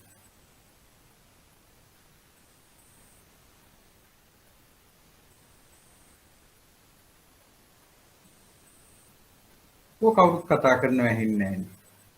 මොකද්ද මූල්‍ය ගිණුම් හදන දෙපාර්තමේන්තුව? මූල්‍ය දෙපාර්තමේන්තුව. මූල්‍ය දෙපාර්තමේන්තුව ෆයිනෑන්ස් ඩිපාර්ට්මන්ට් එක. හරි. එහෙනම් අපිට කියන්න පුළුවන් දැන් අපි ගමු ඔයාලගේ බැංකුව. ඔයගොල්ලෝ වැඩ කරන බැංකුව ගත්තොත් බැංකුවේ අරමුණ මොකද්ද? ලාභ ලැබීම. නේ? අවුල් ව්‍යාපාරයක් සමාගමක් ඔය ඕනම ආයතනයක් ගත්තොත් ඒකේ අරමුණ ලාභ ලැබීම. අර සාමාන්‍යයෙන් අර සමාජික මුදල් තුලින් අර පුණ්‍ය කටයුතු කළ සමාජයේ යහපත් කරන්න ක්‍රියා කරන පුණ්‍ය ආයතන ඇරෙන්න අනෙකුත් සෑම ආයතනයක්ම ක්‍රියා කරන්නේ මොකටද? ලාභ ලබා. ලාභ ලැබීම. එහෙනම් ඒවයි මේ ලාභේ ප්‍රකාශයටපත් කරන්නේ ගිණුම්. එහෙනම් ගිණුම් හදනවා ලාභ ලබන්න කොච්චරද මේ ව්‍යාපාරේ ප්‍රගතිය කියලා බලන්න. ලාභයද තියෙන්නේ ලාභයද තියෙන්නේ කියලා හොයන්න. නමුත් එහෙනම් ඒ අනුව ඒ ව්‍යාපාරේ අපි ගත්තොත් එහෙම සමාගමක් ගත්තොත් නේද අපි මේ ඒකේ තියෙනවා අර මේ සාංගමික මොකද්ද විවස්ථාව. සාංගමික විවස්ථාවලී තියෙනවා නේද? මේ ඒකේ තියෙනවා මේ ව්‍යාපාරයේ අරමුණ මොකක්ද? ඒ අරමුණ තුළ හැම ව්‍යාපාරයකම වගේ තියෙන ලාභ.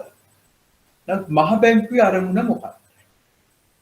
මහ බැංකුවේ අරමුණ ගත්තොත් ආර්ථික හා මිල ස්ථායීතාව මූල්‍ය ක්‍රමයේ ස්ථායීතාවට තමයි මහ බැංකුව ක්‍රියා කරන්නේ. එහෙනම් ආර්ථික හා මිල ස්ථායීතාවට මූල්‍ය ක්‍රමී ස්ථායීතාවටත් තමයි මහ බැංකුව ක්‍රියා කරන්නේ. එහෙනම් ලාභ ලැබීමට ක්‍රියා කරනවද? ක්‍රියා කරන්නේ නැහැ. එහෙම ක්‍රියා කරනවා නම් මහ බැංකුවට ඒකාධිකාරී බලයක් තියෙනවා. අද්විතීය හැකියාවක් තියෙනවා.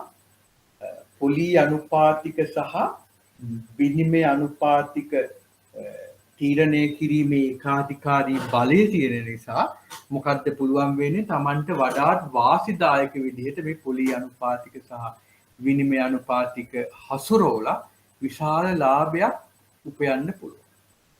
නමුත් එහෙම ක්‍රියා කරොත් මොකද සිද්ධ වෙන්නේ? එහෙනම් මහ බැංකුවේ මේ අරමුණු ළඟා කරගන්න පුළුවන්ද? බෑ. එහෙනම් මහ බැංකුවේ අරමුණු කියලා මෙතනදී අදහස් කරන්නේ මොකද්ද?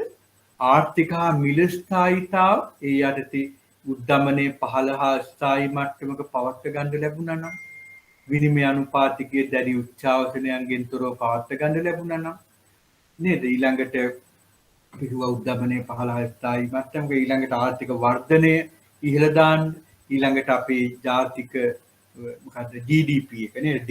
දල දේශීය නිෂ්පාදිතය ඉහළ දාන්න ක්‍රියා කරන්න හම්බුණා නම් අන්න ඒවා ඒ විදිහට සාර ආර්ථික අරමුණු සකස් කරලා ආර්ථිකය හසුරවන්න ලැබුණා නම් ඒක තමයි මහ බැංකුවේ සාර්ථකත්වය. එහෙම නැතුව මහ බැංකුව මෙච්චර ලාභ ලබයි කියලා කියන එක නෙමෙයි බලාපොරොත්තු වෙන්නේ මහ බැංකුවේ ගිණුම් තුලින්. එහෙනම් මහ බැංකුවේ ගිණුම් තුලින් අපි බලාපොරොත්තු වෙන්නේ ඒකේ කටයුතු යම් සැලසුමකට අනුව ක්‍රියාත්මක වෙනවද කියලා බලලා ඒ අනුව කොච්චර ලාභ ලබලාද කියලා බලනවා මිසක් ලාභ ලැබීම ඉලක්ක කරගෙන ක්‍රියා කරන්නේ නැහැ. යම් කිසි විදිහකින් අපේ ආර්ථිකය තුල අපි හිතමු ආර්ථිකය තුල මේ ද්‍රවශීලතා අතිරික්තයක් තියෙනවා. ආර්ථිකය තුල ද්‍රවශීලතා අතිරික්තයක් තියෙනවා. එහෙනම් එහෙම අතිරික්තයක් තියෙනවා නම් මහ බැංකුවේ ලාභ වැඩි වෙයිද? එහෙම නැත්නම් ආදායම් කියලා කියමු. ආදායම් වැඩි වෙයිද අඩු වෙයිද? කවුරු හරි උත්සාහ කරන් අතිරික්ත ද්‍රවශීලතාවක් තියෙනවනම්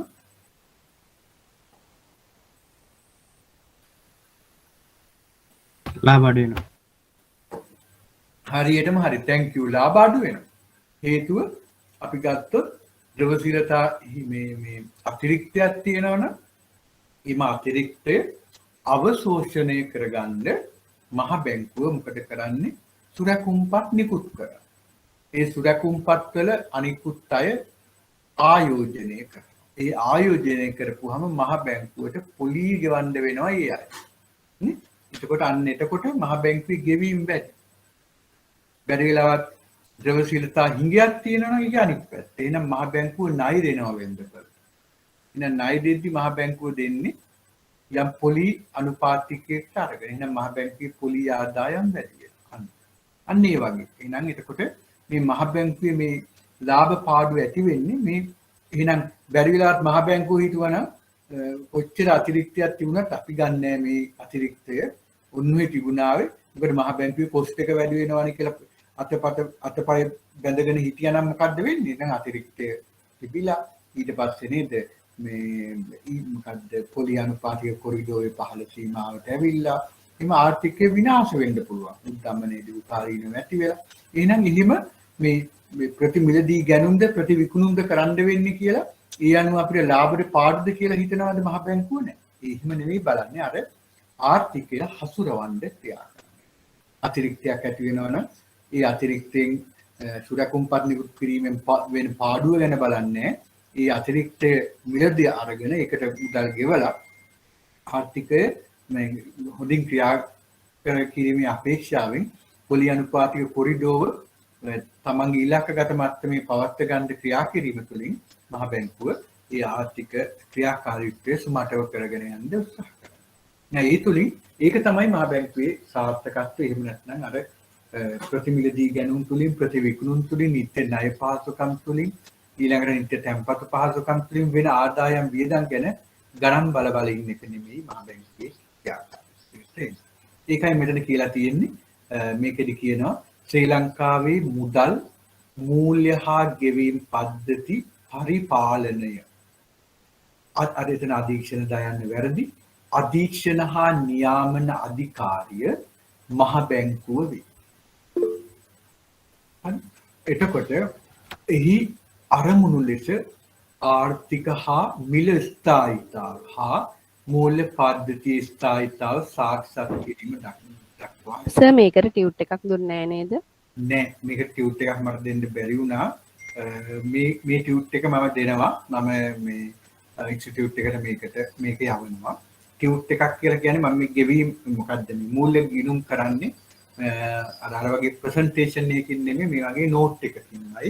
ඊට පස්සේ ගිණුම් 2020 මහ බැංකු වාර්තාවේ අපිට අවශ්‍ය ඒවත් ශේෂ පත්‍රය ආදායම් වියදම් ප්‍රකාශනය එක්ක මම දෙනවා. ඒක ඔයාලට ලැබෙයි. මට අද පුළුවන් දාන්න. එතකොට ඔයාලට ඒක අප්ලෝඩ් කරන්න.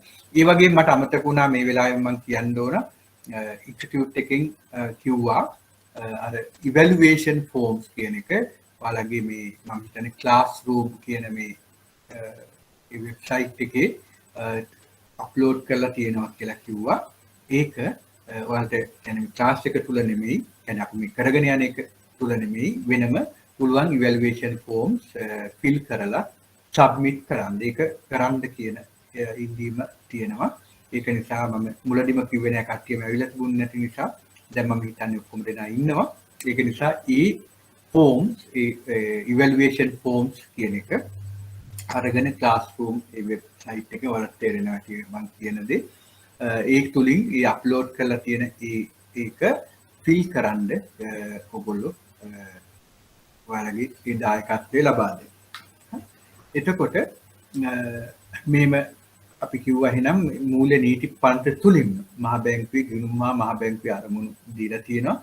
ඒ අනුව මහ බැංකුව මේ මුදල් මූල්‍ය හා ගෙවීම් පද්ධතිය පරිපාලනය කරනවා, අධීක්ෂණය කරනවා. එහෙනම් ඒකේ අධිකාරිය. ඒ කියන්නේ ඒ තුලින් මේ අරමුණු තියෙනවා. එම නිසා මහ බැංකුවේ ගිණුම් කටයුතු හා මෙහෙයුම් කටයුතු වල සාර්ථකත්වය වන්නේ ප්‍රධාන අරමුණු ළඟා කර ගැනීම වන අතර ලාභදායීත්වය නොවේ. එහෙනම් ඔයාලගේ ප්‍රශ්න පත්‍රවල ගොඩාක් ජනප්‍රිය ප්‍රශ්නයක් තමයි මහ බැංකුව ලාභ ලැබීමට ක්‍රියා කළ යුතුද කියන එක දෙවෙනි ප්‍රශ්නේ රිපීට් වෙවි අහනවා. නෑ ඒකෙදි අපිට කියන්න වෙන්නේ අනිකුත් මූල්‍ය ආයතන වගේ නෙමෙයි මහ බැංකුවේ මේ අරමුණු මූල්‍ය නීති පන්ති තුලින්ම දක්වලා තියෙනවා. ආර්ථික හා මිල ස්ථායීතාවත් මූල්‍ය ක්‍රමී ස්ථායීතාව. එහෙනම් ඒවා ළඟා කර ගැනීමට ක්‍රියා කිරීම මිස මේ ලාභ ලැබීමට ක්‍රියා කිරීම මහ බැංකුවේ අරමුණු නෙමෙයි කියලා. ඒකින්ද මේකම කියනවා මෙම ව්‍යවස්ථාපිත පරමාර්ථයන් නිසා වෙනත් පෞද්ගලික හා රාජ්‍ය ආයතන වලින් මහ බැංකුව වෙනස් වෙනවා. මොකද මහ බැංකුවේ අරමුණු නිසා. එහෙනම් ඒ වගේම කියනවා පොලි අනුපාත හා විනිමය අනුපාත තීරණය කිරීමේ අධිකාරී බලය මහ බැංකුව සතු වන නිසා ලාභ ජනනය කිරීමට ක්‍රියා කළ හැකි වුවද එවිට ප්‍රධාන පරමාර්ථ නොසලකා හැරීමක් වනු ඇත. එහෙනම් මේක හැමතිස්සෙම අහන ප්‍රශ්නයක් නිසා අපි මේ විදිහට අපි පොඩ්ඩක් ලියාගමු. ඔයාලගේ නෝට් එකේ මෙහෙම දාමු. මේ කොටසෙන් හැමදාම අහන ප්‍රශ්නයක් නිසායි මම මේක ලියන්නේ. දැන් මෙහෙම බලමු. අනෙකුත් ව්‍යාපාරික මේ ප්‍රශ්නයක් දාගන්න අනෙකුත් ව්‍යාපාරික ආයතන මෙන් මහ බැංකුව ලාභ ලැබීමට ක්‍රියා කළ යුතුද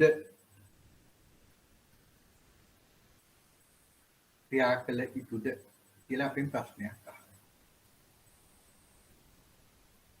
මම බුලට්ස් වලින් දෙන්නම් ඒකට උත්තරය.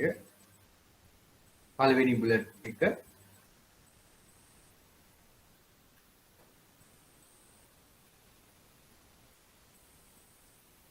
අනෙකුත් බොහෝ ව්‍යාපාරික ආයතනවල අරමුණ වන්නේ සිය ක්‍රියාකාරීත්වය තුළින් ක්‍රියාකාරීත්වය තුළින්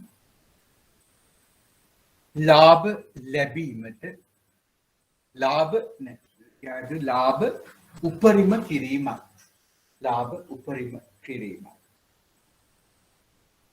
නමුත් මූල්‍ය නීති පනතට අනුව මහ බැංකුවේ අරමුණු ලෙස දක්වා ඇත්තේ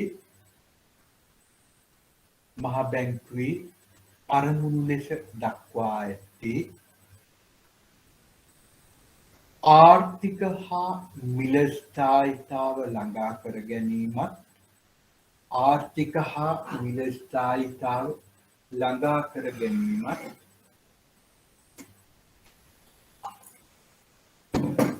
මූල්‍ය ක්‍රමයේ ස්ථායීතාව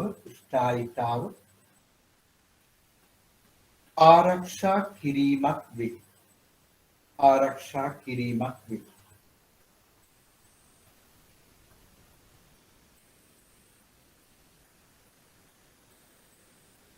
ඊළඟ බුලට් එක එම නිසා අනෙකුත් ව්‍යාපාරික ආයතනවල සාර්ථකත්වය එහි ලාභදායීත්වය මත තීරණය වුවද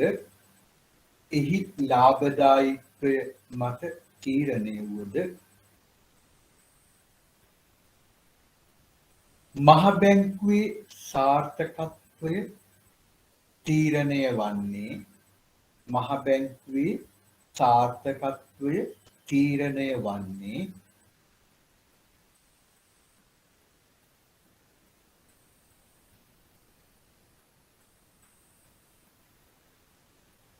මිල හා ආර්ථික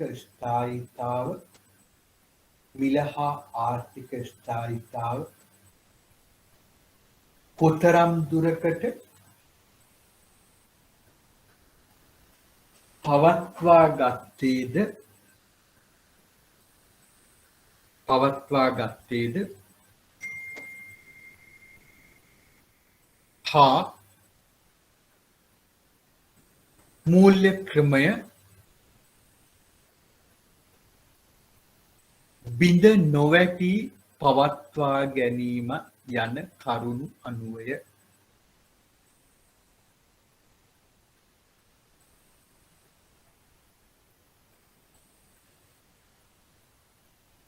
ඊළඟ බුලට් එක එලෙස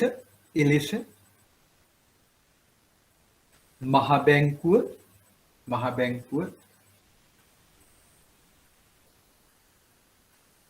ලාභ පරමාර්ථය මත ක්‍රියා කරන්නේ නම්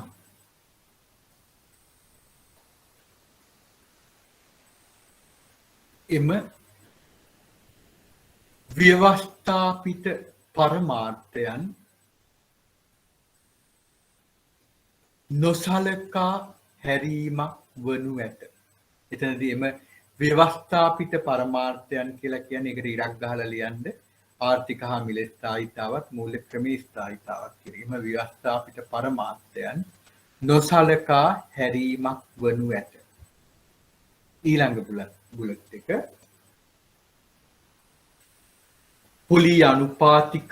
පොලී අනුපාතික විදේශ විනිමය අනුපාතිකය වැනි කරුණු කෙරෙහි බලපෑම් කිරීමේ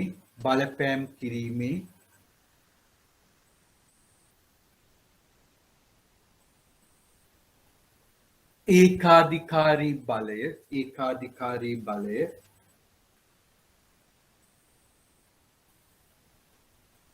මහ බැංකුව සතුවන නිසා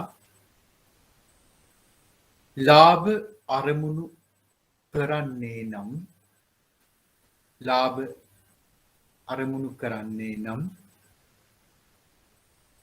ඒවා ලාභ ඉහළ දැමීමට හැකිවන පරිදි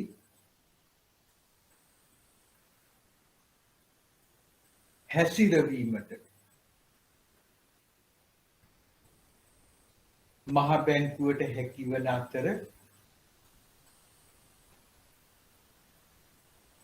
එහිදී අනෙකුත් සාර්ව ආර්ථික දර්ශකයන්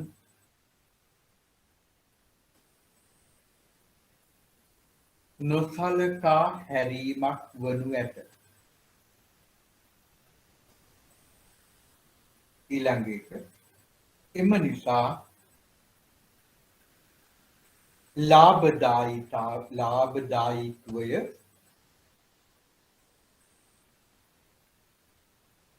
අනු අරමුණක් වන අතර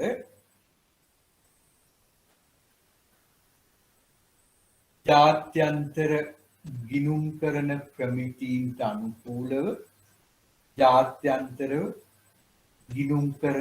ප්‍රමිතීන්ට අනුකූලව ගිණුම් සකස් කොට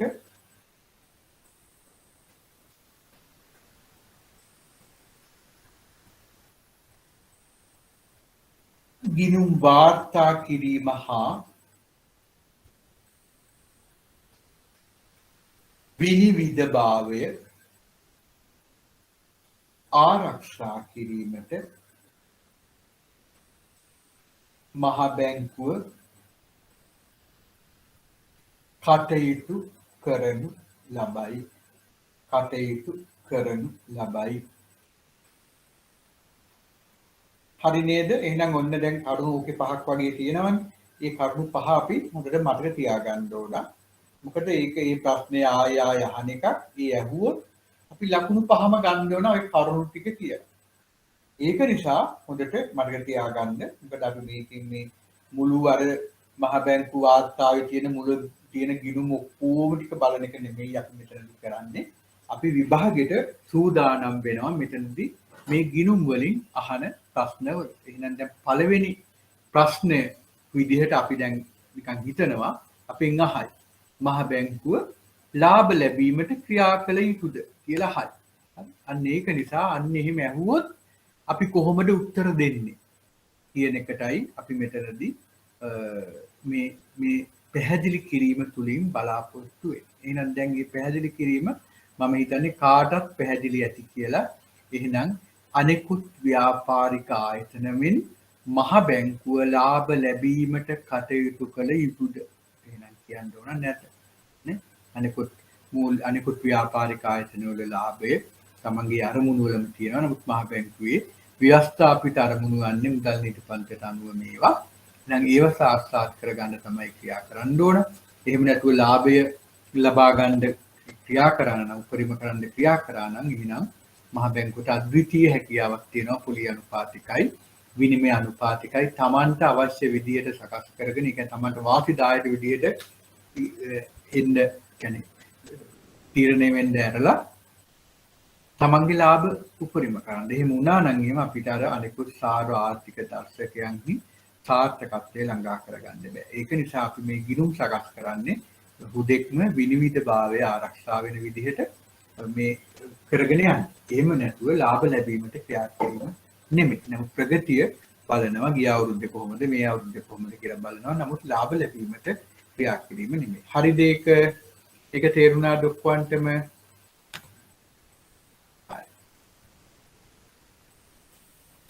එහෙනම් අපි දැන් මෙතන පොඩ්ඩක් කතා කරනවා ගිණුම් කරන සහ මූල්‍ය කටයුතු සම්බන්ධයෙන් කමිටු තියෙනවා මහ බැංකුවේ. ඒ ප්‍රධාන කමිටු වලින් එකක් තමයි මුදල් මණ්ඩල උපදේශන විධායක කමිටුව කියන එක අපිට ගන්න පුළුවන්. يعني Monetary Board Advisory Audit Committee. ඒකට කියන්නේ AAC එක කියලා. එහෙනම් දැන් දන්නවා විගණන කමිටුවක් කියලා කිව්වොත් මුදල් මණ්ඩල උපදේශන විධාන නෙමෙයි සෝරි මට එතන තියෙන විගණන කමිටුව ඔඩිට් කමිටි විධාන කියලා තියෙන ටයිපින් වල විගණන කමිටුව. එහෙනම් ඒක මුදල් මණ්ඩල උපදේශන විගණන කමිටුව. BAC. හරි AC කියලා කියන්නේ. එහෙනම් මේක මුදල් මණ්ඩලයේ අනු කමිටුවක්. ඒ කියන්නේ සාමාන්‍ය කමිටු දාද්දි තියෙනවා මුදල් මණ්ඩල මට්ටමින් ඉහළ කමිටු. හරි අන්න එහෙම එකකින් එකක්.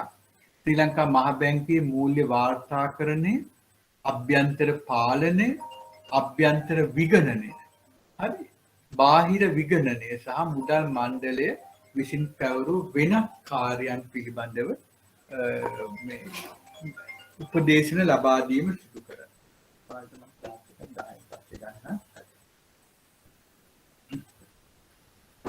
එතකොට එහෙනම් මේ මූල්‍ය වාර්තාකරණය, අභ්‍යන්තර විගණනය, අභ්‍යන්තර පාලනය, බාහිර විගණනය වගේම මුදල් මණ්ඩලයේ විසින් පැවරු කාර්යයන් පිළිබඳව මුදල් මණ්ඩලය වෙත උපදේශන ලබා දීම සිදු කරනවා. එහෙනම් මේවා සාමාන්‍යයෙන් අභ්‍යන්තර විගණන දෙපාර්තමේන්තුව තමයි මේක සංවිධානය කරන්නේ. එහෙනම් එතකොට ඒ අයට පුළුවන් මේ සියලුම කටයුතු සම්බන්ධයෙන් කියන්නේ මහ බැංකුවේ සියලුම කටයුතු සම්බන්ධයෙන් සොයා බලනවා මේ AC එකෙන්. ඒකට මෙහි සභාපති ලෙස මුදල් මණ්ඩලයට පත් කරන ලද සමාජිකයෙකු ක්‍රියා කරන අතර එතන මෙතන විධායක නොවන සමාජිකයෙක් තමයි මෙහි සභාපතිත්වයේ උසුලන්නේ. වර්තමානයේදී ඩොක්ටර් රාණි ජය මහත්මිය තමයි මේ සභාපති ලෙස ක්‍රියා කරන්නේ. ඉතිරි දෙදෙනා, ඒ කියන්නේ 3 දෙනෙක් ඉන්නවා. ඉතිරි දෙදෙනා වෙනත් විගණනය පිළිබඳව දන්න බාහිර ආයතන, කියන්නේ බාහිර විගණන ආයතන දෙකකින් තමයි එන්නේ. ඒකට මේ වගේ කරුණු සම්බන්ධයෙන් දීර්ඝව සාකච්ඡා කරනවා මෙම විගණන කමිටුව තුළ.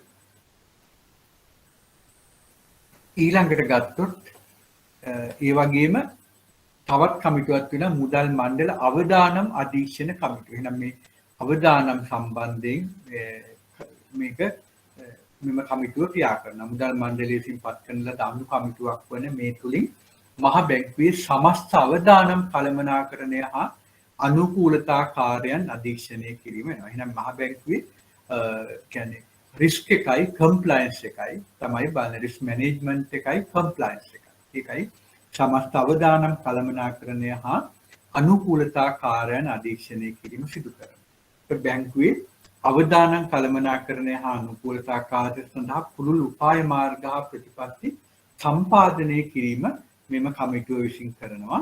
එතකොට ඒ වගේම අර මුදල් මණ්ඩලයේ මේ විධායක නොවන සමාජිකයෙක් තමයි මෙහි සභාපතිත්වය උසුලන්නේ. වර්තමානයේදී සංජීව ජයවර්ධන මහත්මයා තමයි මෙහි සභාපතිත්වය උසුලන්නේ. එතකොට තවත් දෙදෙනෙක් ඉන්නවා. ඒ අය ස්වාධීන අවදානම් කළමනාකරන විෂයේ පිළිබඳ මූලික දැනුමක් ඇති පුද්ගලයන් දෙන්නෙක් වෙන්න ඕන ඉතිරියයි. හරි එහෙනම් දැන් අපි මෙම ගිණුම් කටයුතු කතා කරද්දිම කමිටු ගැන අහුවොත් දැන් මුදල් මණ්ඩල මට්ටමින් තියෙන කමිටු දෙකක් තියෙනවා. එකක් මොනිටරි බෝඩ් ඇඩ්වයිසරි ඔඩිට් කමිටි එක, අනිත් එක මොනිටරි බෝඩ් රිස්ක් ඕවර්සයිට් කමිටි එක. එහෙනම් ඒ ගැනත් අපි මතක තියාගන්න අවශ්‍යයි. එතකොට මම මෙතන 37 38 39 කියලා දාලා තියෙනවා. එහෙනම් එතනදී ඒක ගොඩාක් අදාළ වෙන්නේ නැහැ. නමුත් මූල්‍ය නීති පනතේ 37 වෙනි වගන්තිය, 38 වෙනි වගන්තිය, 39 වෙනි වගන්තිය කියන එක තමයි මෙතනදී අදහස් කරන්නේ මේ අංකවලින්. නමුත් ඔයාලා විභාගෙදී මේ වගන්ති සඳහන් කිරීම අවශ්‍ය වන්නේම නැහැ. මොකද අපි දැනගෙන සඳහන් කරනවා නම් හරියට ප්‍රශ්නයක් නැහැ.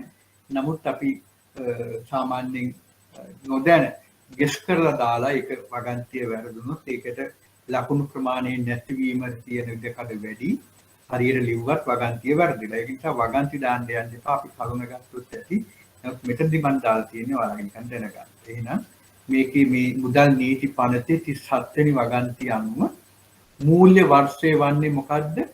දෙසැම්බර් මාස අවසානය වන කැලෙන්ඩර් වර්ෂ. ඒ කියන්නේ ජනවාරි මාසේ පළවෙනිදායින් පටන් අරගෙන දෙසැම්බර් මාසේ 31 අවසන් වෙනවා.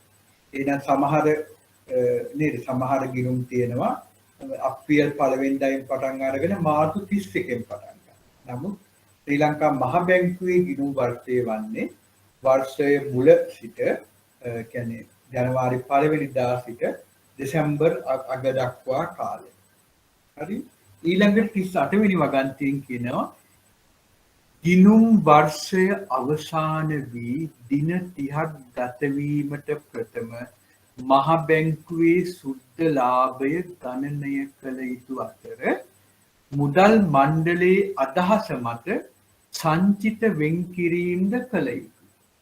එහෙනම් කියනවා දැන් දෙසැම්බර් 31 ඉවරුණා නම් ඊට පස්සේ මාසයක් ඇතුළත ඒ කියන්නේ ජනවාරි 31ට ඉස්සෙල්ලා මහ බැංකුවේ සුද්ධ ලාභය ඒ කියන්නේ මේ ජනවාරි පළවෙනිදා සිට දෙසැම්බර් අග දක්වා ක්‍රියාත්මක වුණු මේ කටයුතු වලින් ලැබපු සුද්ධ ලාභය මොකක්ද කියලා ගණනය කරන්න ඕන. ඒ වගේම මුදල් මණ්ඩලයේ අදහස් මත අර සංචිත වලට වෙන් කරන ප්‍රමාණයත් එක එක සංචිත තියෙනවා. ඒ ඔයාලගේ බැංකුවල වගේ ඒ සංචිත වලට වෙන් කිරීම තීරණය වෙනවා මුදල් මණ්ඩලයේ අනුමත කියන්නේ අදහස මත. හරි. ඊට පස්සේ කියනවා ගිණුම් වර්ෂය අවසාන වී දින 60ක් ගත වීමට පෙර. ඒ කියන්නේ මාස දෙකක් යන්නේ ඉස්සර. පෙබරවාරි මාසයේ අග දක්වන්න කලින් පෙර පහත සඳහන් පරිදි ලාභ බෙදා හැරීම කරන්න ඕන. එහෙනම් දැන් අපි කිව්වේ මොනවද? ගිණුම් වර්ෂයේ ජනවාරි සිට දෙසැම්බර් අග දක්වා. ඊට පස්සේ ගිණුම් වර්ෂයේ අවසාන වෙලා දින 30ක් යන්න කලින් මහ බැංකුවේ සුද්ධ ලාභය ගණනය කරන්න ඕන. ඊළඟට මුදල් මණ්ඩලයේ අදහස් විමසලා සංචිත සඳහා වෙන් කිරීමද කරන්න ඕන. ඊට පස්සේ මාස දෙකක් ගත වෙන්න පෙර ලාභ බෙදා හැරීම කරන්න ඕන. එහෙනම් දින 30ක් ඇතුළත සුද්ධ ලාභය හොයලා සංචිත වලට බෙදා හැරීම. මාස දෙකක් ඇතුළත ලාභ බෙදා හැරීම වෙන්නේ. ඇයි මම මේ දෙතුන් පාරක් කියන්නේ? ඕකත් අපෙන් විභාගය අහනවා. මේ විභාගෙදී අහනවා මේ ලාභ බෙදා හැරීමේ ක්‍රියාවලිය ගැන, මේ ගිණුම් හදීම ගැන මේක අහනවා. ඒක නිසා මතක තියාගන්න පුළුවන්. දැන් එහෙනම් ජනවාරි දෙසැම්බර් 31 ගිණුම් හැදුවා. ඊළඟට ජනවාරි 30ට ඉස්සෙල්ලා ඒ කියන්නේ මාසයක් ගත කරන් ඉස්සෙල්ලා ජනවාරි 31ට ඉස්සෙල්ලා ලාභය හොයන්න ඕන. ඊළඟට බෝඩ් එකේ අදහස මත සංචිත සඳහා වෙන් කිරීමක් කරන්න. ඊළඟ මාසෙ ඒ කියන්නේ මේක ඉවර වෙලා මාස දෙකක් වෙන්න කලින් පෙබරවාරි අග වෙන්න කලින් මොකද්ද කරන්න ඕන? ලාභ බෙදා හැරීමක් කරන්න ඕන. ඒක මතක තියාගන්න පුළුවන් දෙයක් හරි ලේසි. එහෙනම් අපි කියනවා ප්‍රථමයෙන් මූල්‍ය ගැලපුම් ගිණුමෙහි ශේෂයක් ඇතනම් එය අඩු කිරීම කරන්න ඕන. හරි. monetary adjustment account කියලා. monetary adjustment account කියලා කියනවා. ඒක දාමු MONETARY monetary adjustment ADJUST adjustment account. monetary adjustment account. මේ මූල්‍ය ගැලපුම් ගිණුමේ ශේෂයක් තියෙනවා නම් කියන්නේ දැන් මහ බැංකුවේ කටයුතු වල ස්වභාවය අනුව මහ බැංකුවේ ගිණුම් වල ගිණුම් කටයුතු වල ව්‍යාපාරික කටයුතු වල ස්වභාවය අනුව මහ බැංකුවට යම් වියදම් දරන්න වෙනවා. හරි. අපි හිතමු සමරු කාසියක් එලි දක්වනවා. හරි. සමරු කාසියක් එලි දක්වනවා. ඒකට විශාල මුදලක් වැය වෙනවා. එහෙනම් ඒ වගේ එක දැම්මොත් එහෙම ඒක මොකද කරන්න ඕන? ඒ යන වියදම මේ අවුරුද්ද තුලදී අපි මිලියන ගානක එකක් වියදම් කෙරුවා නම් ඒක මේ මූල්‍ය ගැලපුම් ගිණුමට තමයි දාන්නේ. එහෙම නැතුව ලාභයෙන් කපා හරින්නේ නැහැ. හැබැයි කපා හරින්නේ වර්ෂ 5ක් තුල ටික ටික වර්ෂ 5ක් තුල සමානව වෙන්න පුළුවන් කපා හරිනවා. අන්න ඒ වගේ. අපි හිතමු මූල්‍ය ගැලපුම් ගිණුමට තව උදාහරණයක් කිව්වොත් අපි හිතමු SRR වලට එහෙම කරන්නේ නැහැ. නමුත් අපි හිතමු SRR වලට අපි පොලි ගෙව්වා. එහෙනම් ඒ පොලි ගෙවීම වුණත් මේකට දාලා යම් කාලයක් අවශ්‍ය 5ක් ඒ වගේ කාලයක් තුල මේක කපා හරින්න පුළුවන් මේ ගෙවු පොලි. ඒ වගේ විශේෂිත අයිටම තමයි මේ මූල්‍ය ගැලපුම් ගිණුමේ තියෙන්නේ. එහෙනම් අන්න ඒවා තමයි මේ මූල්‍ය ගැලපුම් ගිණුමේ ශේෂයක් ඇත්නම් එහෙනම් මුලින්ම කරන්න ඕන එහෙනම් අන්න මූල්‍ය ගැලපුම් ගිණුමේ ශේෂයක් ඇත්නම් ඒක කපා හරින්න ක්‍රියා කරන්න පුළුවන්. අපි මේවා නැවත කතා කරමු ඊළඟ දෙක. මූල්‍ය ගැලපුම් ගිණුමේ පිය වූ පසු ඉතිරියෙන් මුළු වත්කම් වලින් රත්රන් හා විදේශ විනිමය වලින් ඇති වත්කම් අඩු කළ පසු අගයෙන් 15%ක ප්‍රමාණයකට ප්‍රාග්ධනය වැඩි කිරීමට අවශ්‍ය ප්‍රමාණය වෙන් කිරීම. මම මේ මහ බැංකුවේ ගිණුම් ගත්තා. ඒ ගිණුම් තුල මට මේකේ දාලා තියෙනවා. නමුත් අපිට පුළුවන් කියන්න අවශ්‍ය නම් මේ ගිණුම් වල තියෙන ඉන්න මම පොඩ්ඩක් ඒක ඕපන් කරනවා.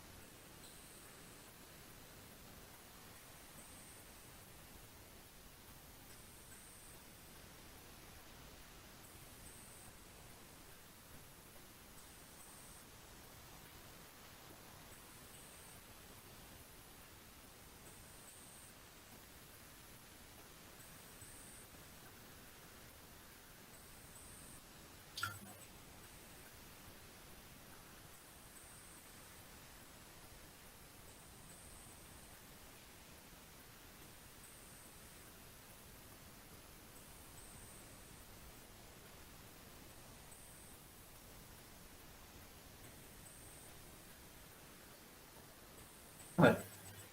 ඔයාලගෙත් මේක මම දාලා තියෙනවා මෙතන.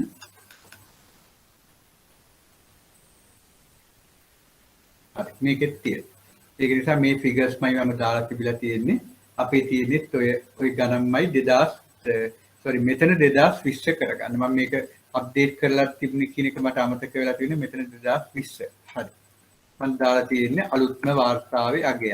මේක මෙන්න මේ විදිහට අපි දාලා තියෙනවා වර්ෂයේ ලාභය. මේක තමයි 2020. මේක හරි. මේක මම අප්ඩේට් කරලා තිබිලා තියෙන්නේ 2021 කට. හරි. එහෙනම් අපි ඔන්න බැලුවොත් එහෙනම් මූල්‍ය ගැලපුම් ගිණුම මොනිටර් ඇඩ්ජස්ට්මන්ට් ගිණුම account එකේ තියෙන ඒ ශේෂය ඉවත් කරනවා.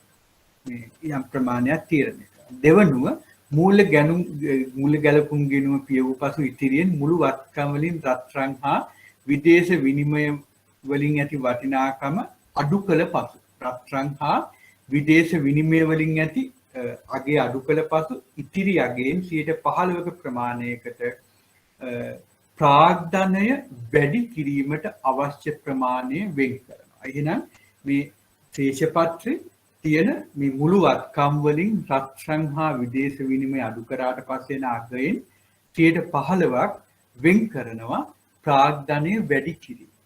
ඒ කියන්නේ ඔයාලා දන්නවා මහ බැංකුව පටන් ගද්දී තිබුණේ කීයද? රුපියල් මිලියන 35. නෑ සෝරි කීයද තිබුණේ කියන්න බලන්න. දෙවෙනුවට බිලියන 35 වුණා. මුලින්ම උනේ කිව්නේ කීයද? 15. ඊට පස්සේ බිලියන 35 වුණා. ඊට පස්සේ බිලියන දැන් කීයක් තියෙනවද? රුපියල් බිලියන 50ක් තියෙනවා. ඉස්සෙල්ලා මිලියන අනිත් අවස්ථා දෙකේම තිබුණේ කීයද? බිලියන. එහෙනම් මේ විදිහට වැඩි කිරීම කරුණේ කොහොමද? දැන් රුපියල් බිලියන 35 ඉඳන් රුපියල් බිලියන 50ක් දක්වා. ආණ්ඩුවෙන් සල්ලි දුන්නද? නැහැ. එහෙනම් ඒක ගන්නෙ කොහෙන්ද? මේ ප්‍රාග්ධන ගිණුම් වලට මේක වාර්ෂිකව මෙහෙම මේ තියෙන මේ සුද්ධ කියන්නේ සුද්ධ වත්කම් වලින් නැත්නම් අපිට කියන්න පුළුවන් මුළු වත්කම් වලින් විදේශ විනිමය වලින් හා රත්රන් වලින් තියෙන අගේ කරාට පස්සේ නාගය රුපියල් වටිනාකමින් 15% මේ ප්‍රාග්ධන ගිණුමට බැර කරනවා. එහෙනම් එහෙම එකතු වෙලා තියෙනවා මේ ප්‍රාග්ධන සංචිත ගිණුමේ යම් ශේෂයක්. ඊට පස්සේ යම්කිසි අවස්ථාවක මහ බැංකුවේ ඉහළ ශක්තියක් පෙන්වන්න. මහ බැංකු ශේෂපත්‍රය ශක්තිමත් කරන්න. මහ බැංකුවේ ප්‍රාග්ධනය වැඩි කරන්න ඕන අවස්ථාවකදී මොකද්ද කරන්නේ? මේ ප්‍රාග්ධන ගිණුම හර කරලා සංචිත ගිණුම හර කරලා ප්‍රාග්ධන ගිණුමට බැහැ. ඒකයි එතන අදහස් කරන්නේ. ඒකටයි මේක මේ තියාගන්නේ. එහෙනම් ඉස්සෙල්ලම මූල්‍ය ගැලපුම් ගිණුමේ ශේෂය අඩු කරනවා. ඊට පස්සේ මොකද්ද කරන්නේ අපි? මුළු වත්කම් වලින් රත්රන් හා විදේශ විනිමය වලින් තියෙන වත්කම් අඩු කරලා ඉතිරි එකෙන් 15%ක් ප්‍රාග්ධන සංචිත ගිණුමට මාරු කරනවා. තුන්වෙනුව ඉහත වෙන්කිරි කරාට පසු මුදල් අමාත්‍යවරයාගේ උපදෙස් මත එක්කෝ රජය වෙත මහ බැංකුව ලබා දී ඇති අත්තිකාරම් පියව ගන්න නැත්නම් ඒකාබද්ධ අරමුදල වෙත බැර කිරීම සිදු කරනවා. හරිද? දැන් අපිට මේ මුලින්ම තිබුණු විදිහට ඊට පස්සේ 2018 කරපු වෙනස්කම් ගැන මම ඊට යටින් කතා කරනවා. දැන් අපි කියමු ආපහු මතක් කරගමු කොහොමද මේකේ තිබුණේ කියලා. එහෙනම් දැන් අපෙන් ලාභ බෙදා හැරීම කටයුතු කරන්නේ කොහොමද කියලා කොමන් විදිහට මේක අහනවා. එහෙනම් එතකොට එහෙම අහුවොත් අපිට හරි ලේසි කියන්නේ. ඉතින්ලම අපි කියනවා ගිණුම් වර්ෂයේ ජනවාරියේ සිට දෙසැම්බර් දක්වා. මාසයක් ඇතුළත මොකද්ද කරන්න ඕන? සුද්ධ ලාභය ගණනය කරන්න ඕන. ඒ වගේම මුදල් මණ්ඩලයේ අවසර මත යම් සංචිත වලට වෙන් කරන එක කරන්න ඕන. නිකන් ජෙනරල් සංචිත වලට. ඊළඟට දින 60ක් තුල මොකද්ද කරන්න ඕන? ලාභ බෙදා හැරීම කරන්න. මේ ලාභ බෙදා හැරීම කරද්දී ඉස්සෙල්ලම කරන්නේ මොකද්ද? මූල්‍ය ගැලපුම් ගිණුමේ ශේෂයක් තියෙනවා නම් ඒ ශේෂයෙන් ඒ තීරණය කරන ප්‍රමාණය කපා හරින්න ක්‍රියා කරනවා. ඊළඟට මොකද්ද කරන්නේ? අපි රත්රන් හා විදේශ වත්කම් වලින් තියෙන ඒ ප්‍රමාණය අඩු කරලා මහ බැංකුවේ මුළු වත්කම් වලින් ඉතිරි ප්‍රමාණයෙන් 15% මේ ප්‍රාග්ධන සංචිත ගිණුමකට මාරු කරනවා. ඉතිරි එක අපි මුදල් අමාත්‍යවරයාගේ නිර්දේශ මත එක්ක මහ බැංකුව ලබා දීලා තියෙන ණය තියෙනවා නම් අපි තාවකාලික අත්තිකාරම් වගේ දේවල් තියෙනවා නම් ඒවා ගෙවලා දාන්න යූස් කරනවා. නැත්නම් ඒකාබද්ධ අරමුදලට වෙන් කරනවා. හරි. ඊළඟට මේ 2018 දී මේකට යම් වෙනස් කිරීම් කෙරුවා. අපි ඒකත් කතා කරලම උදාහරණ වලට යමුන්න. දැන් අපි ගත්තොත් මේක තියෙනවා ලාභ බෙදා හැරීම. ඒකේ තියෙන මුදල් නීති පනත අනුව සහ මුදල් මණ්ඩලය විසින් අනුමත කරන ලද ශ්‍රී ලංකා මහ බැංකුවේ ලාභ බෙදා හැරීමේ ප්‍රතිපත්තියට අනුව 2018 වසරේ සිට බලපෑගෙන පරිදි බෙදිය හැකි ලාභ ගණනය කිරීමේදී ජාත්‍යන්තර මූල්‍ය වාර්තා කරන ප්‍රමිත හරි ජාත්‍යන්තර මූල්‍ය වාර්තා කරන ප්‍රමිත ප්‍රකාරව වසර සඳහා වන සුද්ධ ලාභය අලාභය සඳහා පහත දැක්වෙන ගැළපීම් කරනු ලැබේ. මේකත් විභාගයට අහන එක. ඔන්න එහෙනම් මේ ලාභ බෙදා හරින්න ඉස්සෙල්ලා මේ ගැළපුම් ටික කරනවා. මොකද්ද කරන්නේ? විදේශ විනිමය ලාභ ඉවත් කරනු ලැබේ. විදේශ විනිමය අලාභ සමුචිත ලාභයන්ගෙන් අවශෝෂණය කිරීමට ප්‍රමාණවත් වන තෙක් පමණක් ඉවත් කෙරේ. ඒ කියන්නේ විදේශ විනිමය ලාභ කියන්නේ මොනවාද? ගොඩක් දැන් මහ බැංකුවේ වත්කම් තියෙනවා, වගකීම් තියෙනවා. වර්ෂ අවසානයේදී අපි හිතමු වත්කම් වල අගය වැඩි වෙනවා. මොකක් නිසාද? විනිමය අනුපාතිකයේ වෙනස් වීම නිසා. ඒ විනිමය අනුපාතිකය කියන්නේ අපිට පවුම් වලින් තියෙන්න පුළුවන්, ඊළඟට ඩොලර් වලින් තියෙන්න පුළුවන්, යූරෝ වලින් තියෙන්න පුළුවන්.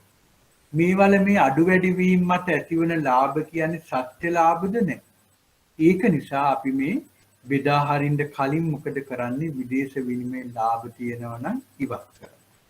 ඊළඟට විදේශ විනිමය අලාභ තිබුණොත් මීට ඉස්සර ලාභ ඉවත් කරනවා කියන්නේ නිකම් අඩු කරන්නේ නැහැ. අපි මොකද කරන්නේ? ලාභයෙන් අඩු කරලා විදේශ විනිමය ඒ ලාභ මේ ගිණුමකට මාරු කරනවා. හරි. විදේශ විනිමය ප්‍රත්‍යාගණන සංචිතය කියලා ඒවට කියනවා. ඒවා අපි ඒ වගේ ඒවා ටික මම වෙනම දෙනවා ඔයාලට. විදේශ විනිමය ප්‍රත්‍යාගණන ගිණුම කියලා අපිට තියෙනවා. මේ ප්‍රත්‍යාගණන ගිණුමට බැර කරනවා ලාභ තිබුණා. හිතන්න මේ අවුරුද්දේ ලාභ තිබුණා. ගිය අවුරුද්දේ ලාභ තිබුණා. හිතන්න. එහෙනම් මොකද කරේ අපි? බෙදා හරින ලාභයෙන් අඩු කරන්න නිසා ඒ මේ ලාභාලාභ ගිණුම හර කරලා මම හිතන්නේ ගණකාධිකරණ භාෂාවෙන් කිව්ව ලාභාලාභ ගිණුම හර කරලා විදේශ විනිමය ප්‍රත්‍යාගණන ලාභ ගිණුමට අපි බැර කරා. ඔන්න එහෙම කරලා ගෙනල්ලා තියෙනවා. ගිය අවුරුද්දේ. මේ අවුරුද්දේ මොකද්ද උනේ? මේ අවුරුද්දේ අලාභයක් ආවා. එහෙනම් මේ අලාභ මොකද කරන්නේ? අර අපි මෙච්චර කල් සමුච්චිත කරගෙන ඇවිල්ලා තියෙන අර විදිහේ ලාභ ගිණුම් ලාභ තියෙනවා නම් විදේශ විනිමය ප්‍රත්‍යාගණන ගිණුමේ තියෙනවා නම් ලාභ අන්න මේ අවුරුද්දේ ආපු එක අපි ඒකෙන් කපා හරිනවා. ඒකයි මෙතන කියන්නේ විදේශ විනිමය අලාභ සමුච්චිත ලාභයන්ගෙන් අවශෝෂණය කිරීමට ප්‍රමාණවත් වන තෙක් පමණක් ඉවත් කිරි. ඒකෙන් අදහස් කරන්නේ මොකද්ද? මෙච්චර කල් විදේශ විනිමය ලාභ වලින් ඒ විදේශ විනිමය ප්‍රත්‍යාගණන ගිණුමේ ශේෂයක් තිබුණා නම් අපි හිතමු අපිට ලාභ ආවා නෙමෙයි ලාභ තිබුණා බිලියන 10ක් ගිය අවුරුද්දේ. මේ අවුරුද්දේ පාඩුවක් වුණා බිලියන 12ක්. හොඳට මතක තියාගන්න.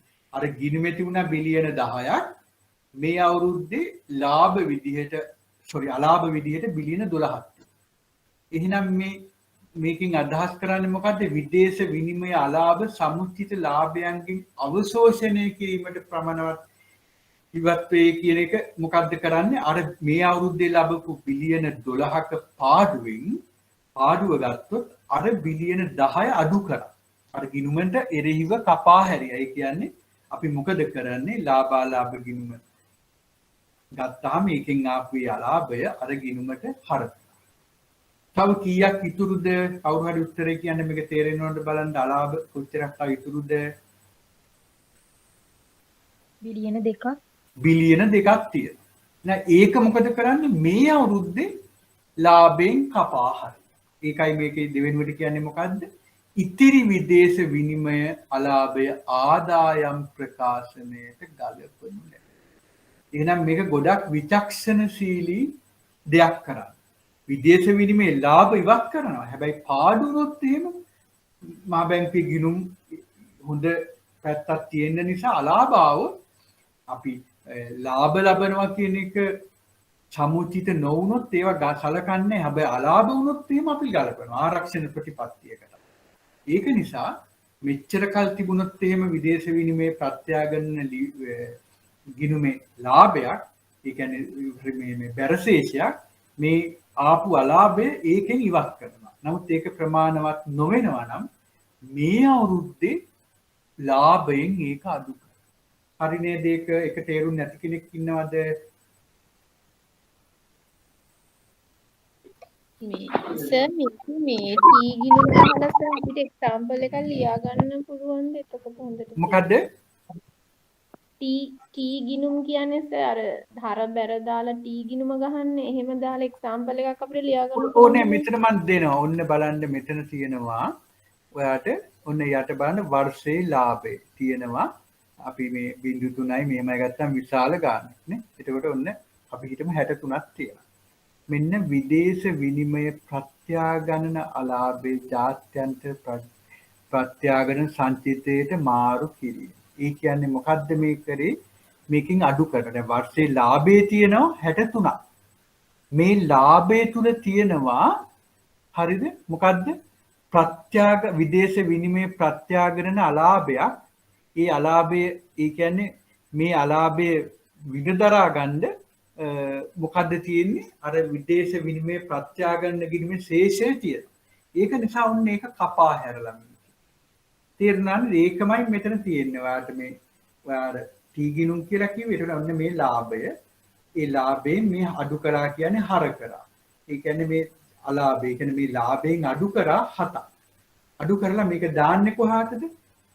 විදේශ විනිමය නැත්නම් ජාත්‍යන්තර සංචිත ප්‍රත්‍යාගණන අලාභේ. ජාත්‍යන්තර ප්‍රත්‍යාගණන සංචිතය කියන්නේ අර ජාත්‍යන්තර ප්‍රත්‍යාගණන සංචිත ගිණුම කියන්නේ මම කිව්වා ලාභ තිබුණොත් ඒක ලාභ ඉවත් කරලා බැරතේශය. ඔන්න ඕක තමයි මෙතන කරන්නේ. බැරි වෙලාවත් ඒකේ ප්‍රමාණය මදි නම් ඒ ප්‍රමාණය මේ ලාභයෙන් තවත් අඩුයි. නමුත් මේක දැන් ඉවත් කරනවා. තේරුණා නේද? ඒකමයි මේ ඒක හින්දායි මම මෙතන ගත්තේ මේ උදාහරණයක්. හරි. මේක 2019 නෙමෙයි දෙසැම්බර් නෙමෙයි 2020. මෙතන 20 මම දානවා. 20. වල බැලුවොත් මේක තියෙනවා අපේ මොකක්ද වාර්ෂික වාර්තාවේ. හරි. ඔන්න ඒක දැන් අපි එනම් ඔන්න යන්නෙන් කිව්වා විදේශ විනිමය ලාභ ඉවත් කෙරුවා.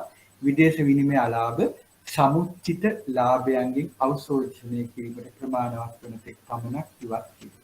ඉතිරි විදේශ විනිමය අලාභය ආදායම් ප්‍රමාණයට ප්‍රකාශයට ගත්තා. ඊළඟට කියන්නේ මොකද්ද?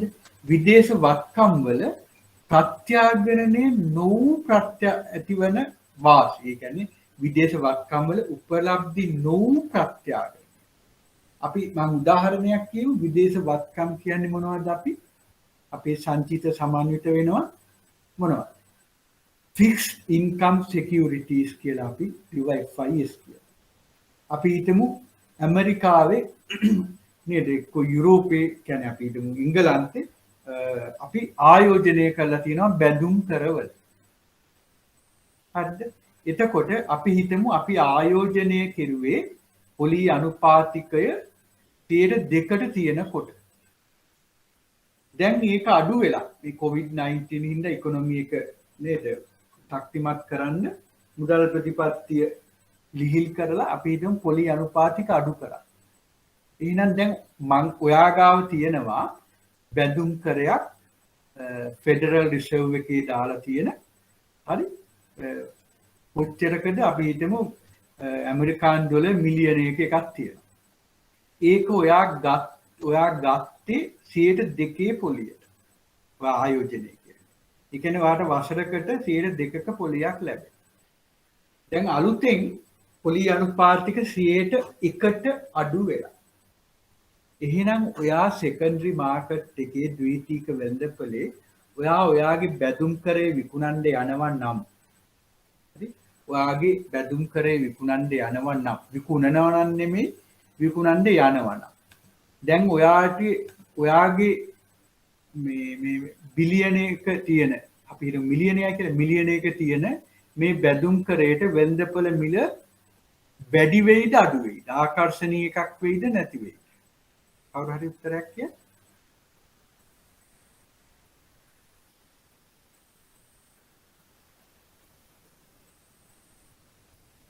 විශ්මි මොකද හිතන්නේ? ආකර්ෂණීය එකක් වෙයිද නැති වෙයිද?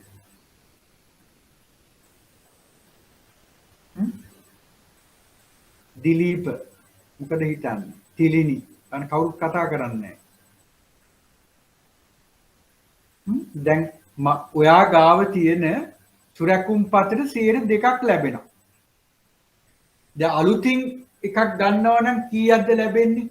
දැන් B කියන පුද්ගලයා ගන්න යනවා සුරැකුම් පතක්.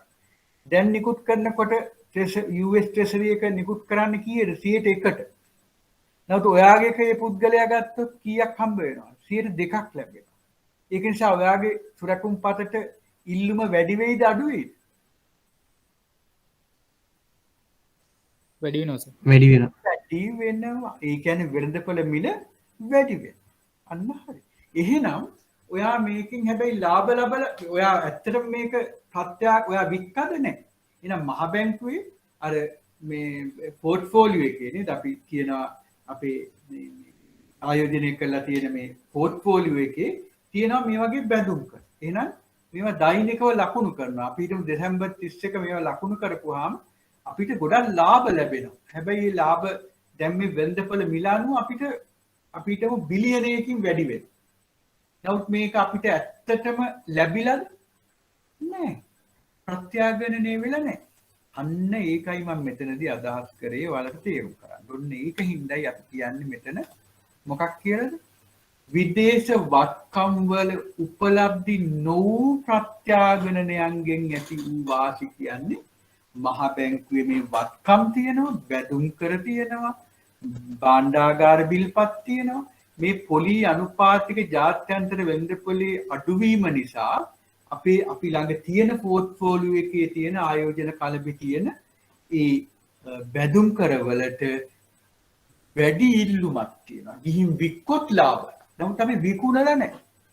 වික්කොත් ලාභයි. ඒකයි මෙතන අදහස් කරන්නේ උපලබ්ධි නොවූ ප්‍රත්‍යාගණනයන් කියලා. තේරුණාද?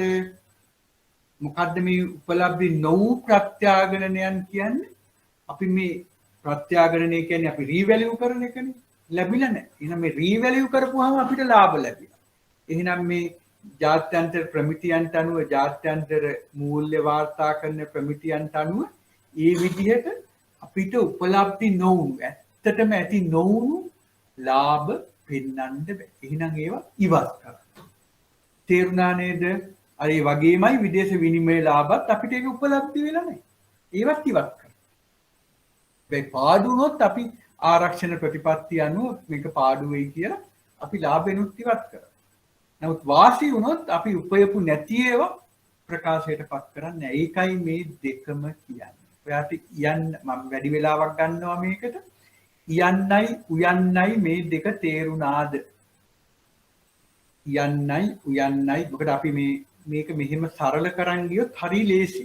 මේවා ටික තමයි අමාරු කියන්නේ. අනිත් ඒවා අමාරු නෑ එකක්වත්. ඒක නිසා මෙන්න මේ යන්නයි උයන්නයි තේරුණාද ඔයාලට ඔළුවට ගියා. තේරුම් නැති එක්කෙනෙක් වුණොත් ආයෙ කියන්න මට පැහැදිලි කරන්න. තේරුණාද?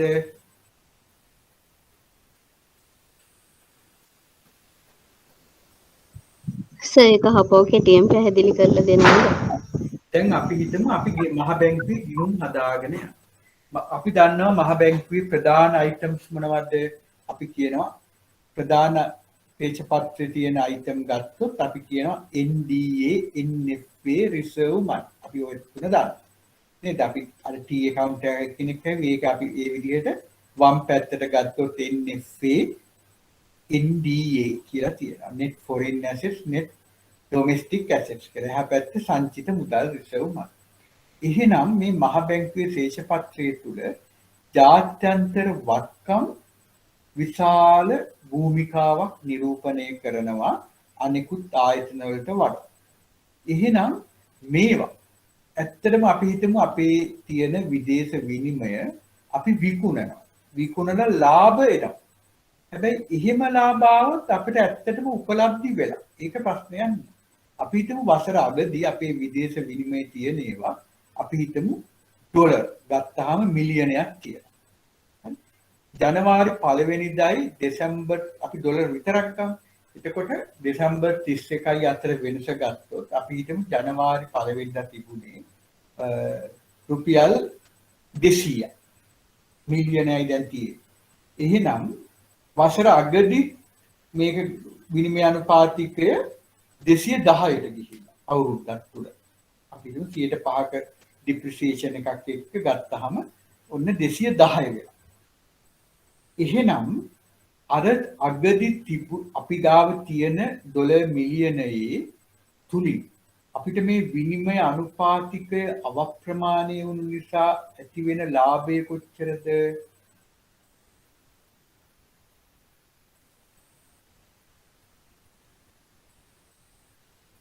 කවුද උත්තරයක් දෙන්නේ? අපි ගාව තියෙනවා වසර අගදී ඩොලර් වලින් මිලියනයක්.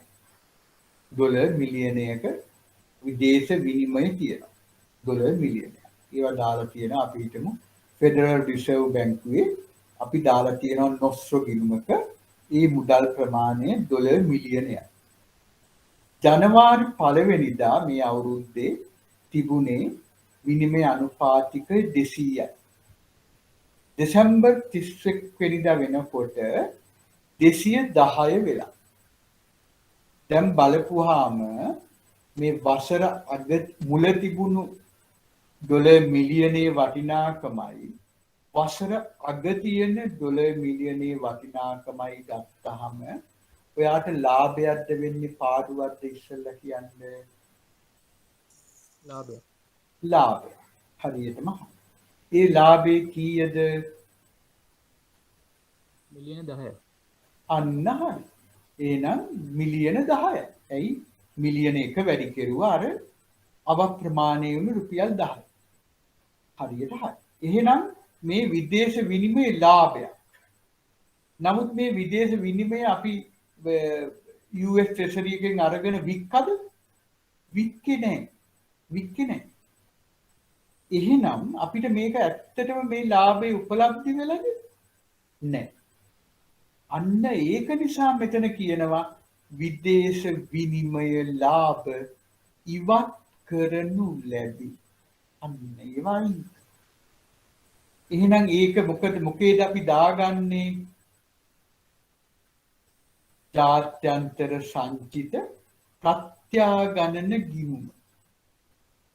නැත්නම් විදේශ විනිමය ප්‍රත්‍යාගණන ගිණුම. ඔන්න බලන්න අපි මෙතන අපි අර 7 ගානක් දාලා දැම්මේ ඒක මේ විදේශ විනිමය ප්‍රත්‍යාගණන අලාභය. දැන් මේක නම් එලා තින්නේ අපිට මේක ලාභය කියලා. ලාභේ අයන්න අමතක කරන් ලාභයක් ආවනම් මොකද කරන්න? මේක මෙතනින් ඉවත් කරලා අපි දානවා අර ගිණුම. හරි. බැරි වෙලාවත් දැන් මේක ඊළඟ එකට කියනවා මොකද්ද? විදේශ විනිමය අලාභ සමුචිත ලාභයන්ගෙන් අවශෝෂණය කිරීමට ප්‍රමාණවත් වෙන තෙක් පමණක් ඉවරයි. ඒ වගේම අලාභාවුත් අපි හිතමු අපිට තිබුණේ 200යි 190 වුණා. අර මිලියන. එහෙනම් එතනත් අපිට අලාභ වෙලා මිලියන 10ක. ඇයි? අධි ප්‍රමාණය වුණා. එහෙනම් ඒ අලාභය මොකද කරන්න ඕන? අපි මේ අලාභය අර අපිට මෙච්චර කල් තිබුණු ලාභ විදියට ගෙනාපු විදේශ විනිමය ලාභ තියෙන ජාත්‍යන්තර සංචිත ප්‍රත්‍යාගණන ගිණුමේ තියෙනවා නම් අන්න ඒකෙන් කපනවා. බැරි වෙලාවත් ඒකේ නැහැ. එහෙනම් මොකද්ද කරන්නේ? මේ සැරේ ලාභයෙන් ගන්න. අන්නේ. එහෙනම් විදේශ විනිමය ලාභ આવොත් ඉවත් කරනවා. අලාභ આવොත් බැරි වෙලාවත් ජාත්‍යන්තර සංචිත ප්‍රත්‍යාගන්න ගිණුමේ ශේෂයක් නැත්නම් ඒකත් මේ ලාභයෙන් අඩු. අන්න ඒකයි. හරි. ඊළඟට යන්නෙන් කියන්නේ මොකද්ද? විදේශ වත්කම් වල උපලබ්ධි නොවු විදේශ වත්කම් කියන්නේ අපි ගාව තියෙනවා ජාත්‍යන්තර බැඳුම් කර. ජාත්‍යන්තර භාණ්ඩාගාර බිල්පත් අපි ගාව තියෙනවා. එහෙනම් ඒවට මොකද කරන්නේ? ඒ ප්‍රමාණය ඒවල අපි වසර අගදී අගය කරනවා. අගය කරපුවාම අපිට එනවා ලාභ. නමුත් අපි මේවා විකුණලා නැහැ. අගය කිරීම නිසා තමයි පොත් අගයකින් තමයි ලාභය. එහෙනම් මොකද්ද කරන්නේ? ඒවා ඉවත්. වාසි ඉවත්. හරිද? තේරුණා නේද? එහෙනම් යන්නයි ඉවරයි. ඊට පස්සේ මුදල් මණ්ඩලය විසින් තීරණය කළ ලද පරිදි මුදල් නීති පන්තියේ වගන්ති අංක 38 අනුව සංචිතයන්ට කරනු ලබන වෙනත් ඕනෑම මාරු කිරීමක් සහ මුදල් නීති පනත 39 අනුව කළ යුතු කැලකුම් කරනවා.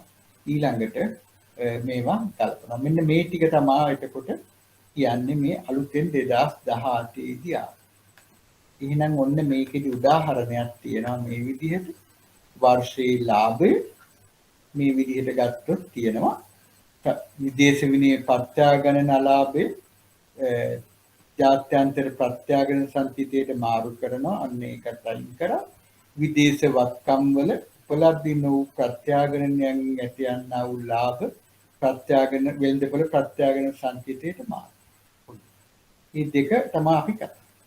ඒක ඔන්න අනෙකුත් ගිණුම් කරන ගැලපුම් කිව්වා. ඔය සේවක ඒවා ටික අඩු කරා. මෙන්න මේක තමයි අපිට මුදල් නීති පන්තිට අනුව ලාභ බෙදා හැරිය බෙදිය හැකි ලාභයේ උපලබ්ධි ලාභ. ඊට පස්සේ අපි ඒකට ගැලපුම් කරලා ගන්නවා. අඩු කළා මේ සංචිත වලට මාරු කරා පොදු සංචිතයට මාරු කරා මේ ඒවා මාරු කරලා ඊළඟට මේ රජය ලැබිය යුතු දේවල් අඩු කරගෙන ඔන්න ඒකාබද්ධ අරමුදලට මේවා ගැන ගොඩාක් පොරි වෙන්න අවශ්‍ය නැහැ. එතකොට මේකේ මතක තියාගන්න ඕන කොටස තමයි මෙන්න මේ දක්වා. ඊට පස්සේ අපිට පුළුවන් මොනවද මේ ගිණුම් වලට කෙලින්ම ගිහිල්ලා අපිට ගිණුම් ගැන කතා කරන්න. ඊට පස්සේ මේවා තුල මේවා නම් මේ වාර්ෂික වාර්තාව ගැන ඊළඟ දවසේ අපි කෙලින්ම ගිණුම් වලට බහිනවා. එතකොට මේක තේරෙයි ඔයාලට කොච්චර ලේසි දෙයක්ද කියලා. මේ අද මේ ගිණුම් වලට සමහර අය ගිණුම් වලට අකමැති. නමුත් මෙන්න මේ චුට්ට මතක තියාගන්න ඕනේ. මේ ටික මතක තියාගන්නවා නම් අනිත් ඒවා අපි අර ගිණුම් දිහා බලාගෙන කරන ඒවා. ඒකයි ඒ ගිණුම් සහ මේක මම දෙකම ඔයගොල්ලන්ට ලැබෙන්න සලස්වන්නම්. ඒ අනුව අපිට පුළුවන් ඉදිරියේදී කරගෙන යන්න මේක බොහොම පහසු මාතෘකාවක්. ගොඩාක් ගැඹුරින් අපිට අධ්‍යයනය කරන්න ඕනේ. ඔන්න ওই ටික තමයි අපිට මතකම තියාගන්න ඕන කොටස. මේ 2018 කරපු වෙනස්කම් එක්ක මේ ඇවිල්ලා තියෙන ලාභ බෙදා හැරීමේ ප්‍රතිපත්තිය ඔක කටපාඩමෙන් මතක තියාගන්න. ওই ටික නම් මතක තියාගන්න. අනිත් ඒවා ටික අපි රෝ ජාත්‍යන්තර ගැලපුම් ගිණුම, ජාත්‍යන්තර සංචිත ප්‍රත්‍යාගණන ගිණුම මම ඒවට කෙටි සටහන් ඔයාලට දෙන්න. ඒ අනුව අපිට කරගෙන යන්න පුළුවන්. ওই ටික තමයි අමාරු. අනිත් පැත්තෙන් අනිත් ඒවා අමාරු නෑ. ඒකත් අමාරුවක් නෑනේ. දැන් පැහැදිලි ඒක බලන්න. එතකොට දැන් තව මොනවද මේකෙන් ආපු ප්‍රශ්න? මේකෙන් ආපු ප්‍රශ්න බලන්න කියන්නේ. මොනවා හරි ප්‍රශ්න තියෙනවද? යාර ඒකාබද්ධ අරමුදල ගැන පොඩ්ඩක් කියන්න පුළුවන්ද? ඒකාබද්ධ අරමුදල කියන්නේ එතකොට මේ මහා භාණ්ඩාගාරය. එහෙම නැත්නම් මුදල් අමාත්‍යාංශයේ වියදම් කරන්න තියෙන ගිණුම. ඒ කියන්නේ යාලා තමන්ගේ සියලුම ඒ කියන්නේ ෆිස්කල් ප්‍රතිපත්තිය ක්‍රියාත්මක කරන්න තමන්ගේ ගිණුමේ නම තමයි ඒකාබද්ධ අරමුදල් ගිණුම. කියන්නේ කොන්සොලිඩේටඩ් ෆන්ඩ් කියලා ඕනම රාජ්‍ය ආයතනයක් ලාභ ලැබුවොත් මහ බැංකුව ඊළඟට ලංකා බැංකුව මහජන බැංකුව ඔක්කොම ලබන NSB එක ඕවා ලබන ලාභ තියෙනවා නම් ඒවා රජයේ ඒකාබද්ධ අරමුදල තමයි බැර කරන්නේ. ඒ ඒකාබද්ධ අරමුදලෙන් අදහස් කරන්නේ ඊළඟට අපි අර తాවකාලික අත්තිකාරම් දෙද්දි කතා කරන්නේ ඒකෙදිත් අපි කියනවානේ රජයේ ඒකාබද්ධ අරමුදලින් ගෙවිය යුතු ගෙවීම් කරලා මේ ජන ජීවිතය යහපත්ව පවත්වාගෙන යන්න මේ මහ බැංකුව උදව් කරනවා తాවකාලික අත්තිකාරම් දීලා කියලා. එහෙනම් ඒ වගේ මුදල් උනන් බැර කරන්නේ. ඒ කියන්නේ රජයේ ගිණුම තමයි ඒකාබද්ධ අරමුදල කියන්නේ. කොන්සොලිඩේටඩ් ෆන්ඩ්. තව ප්‍රශ්න තියෙනවද?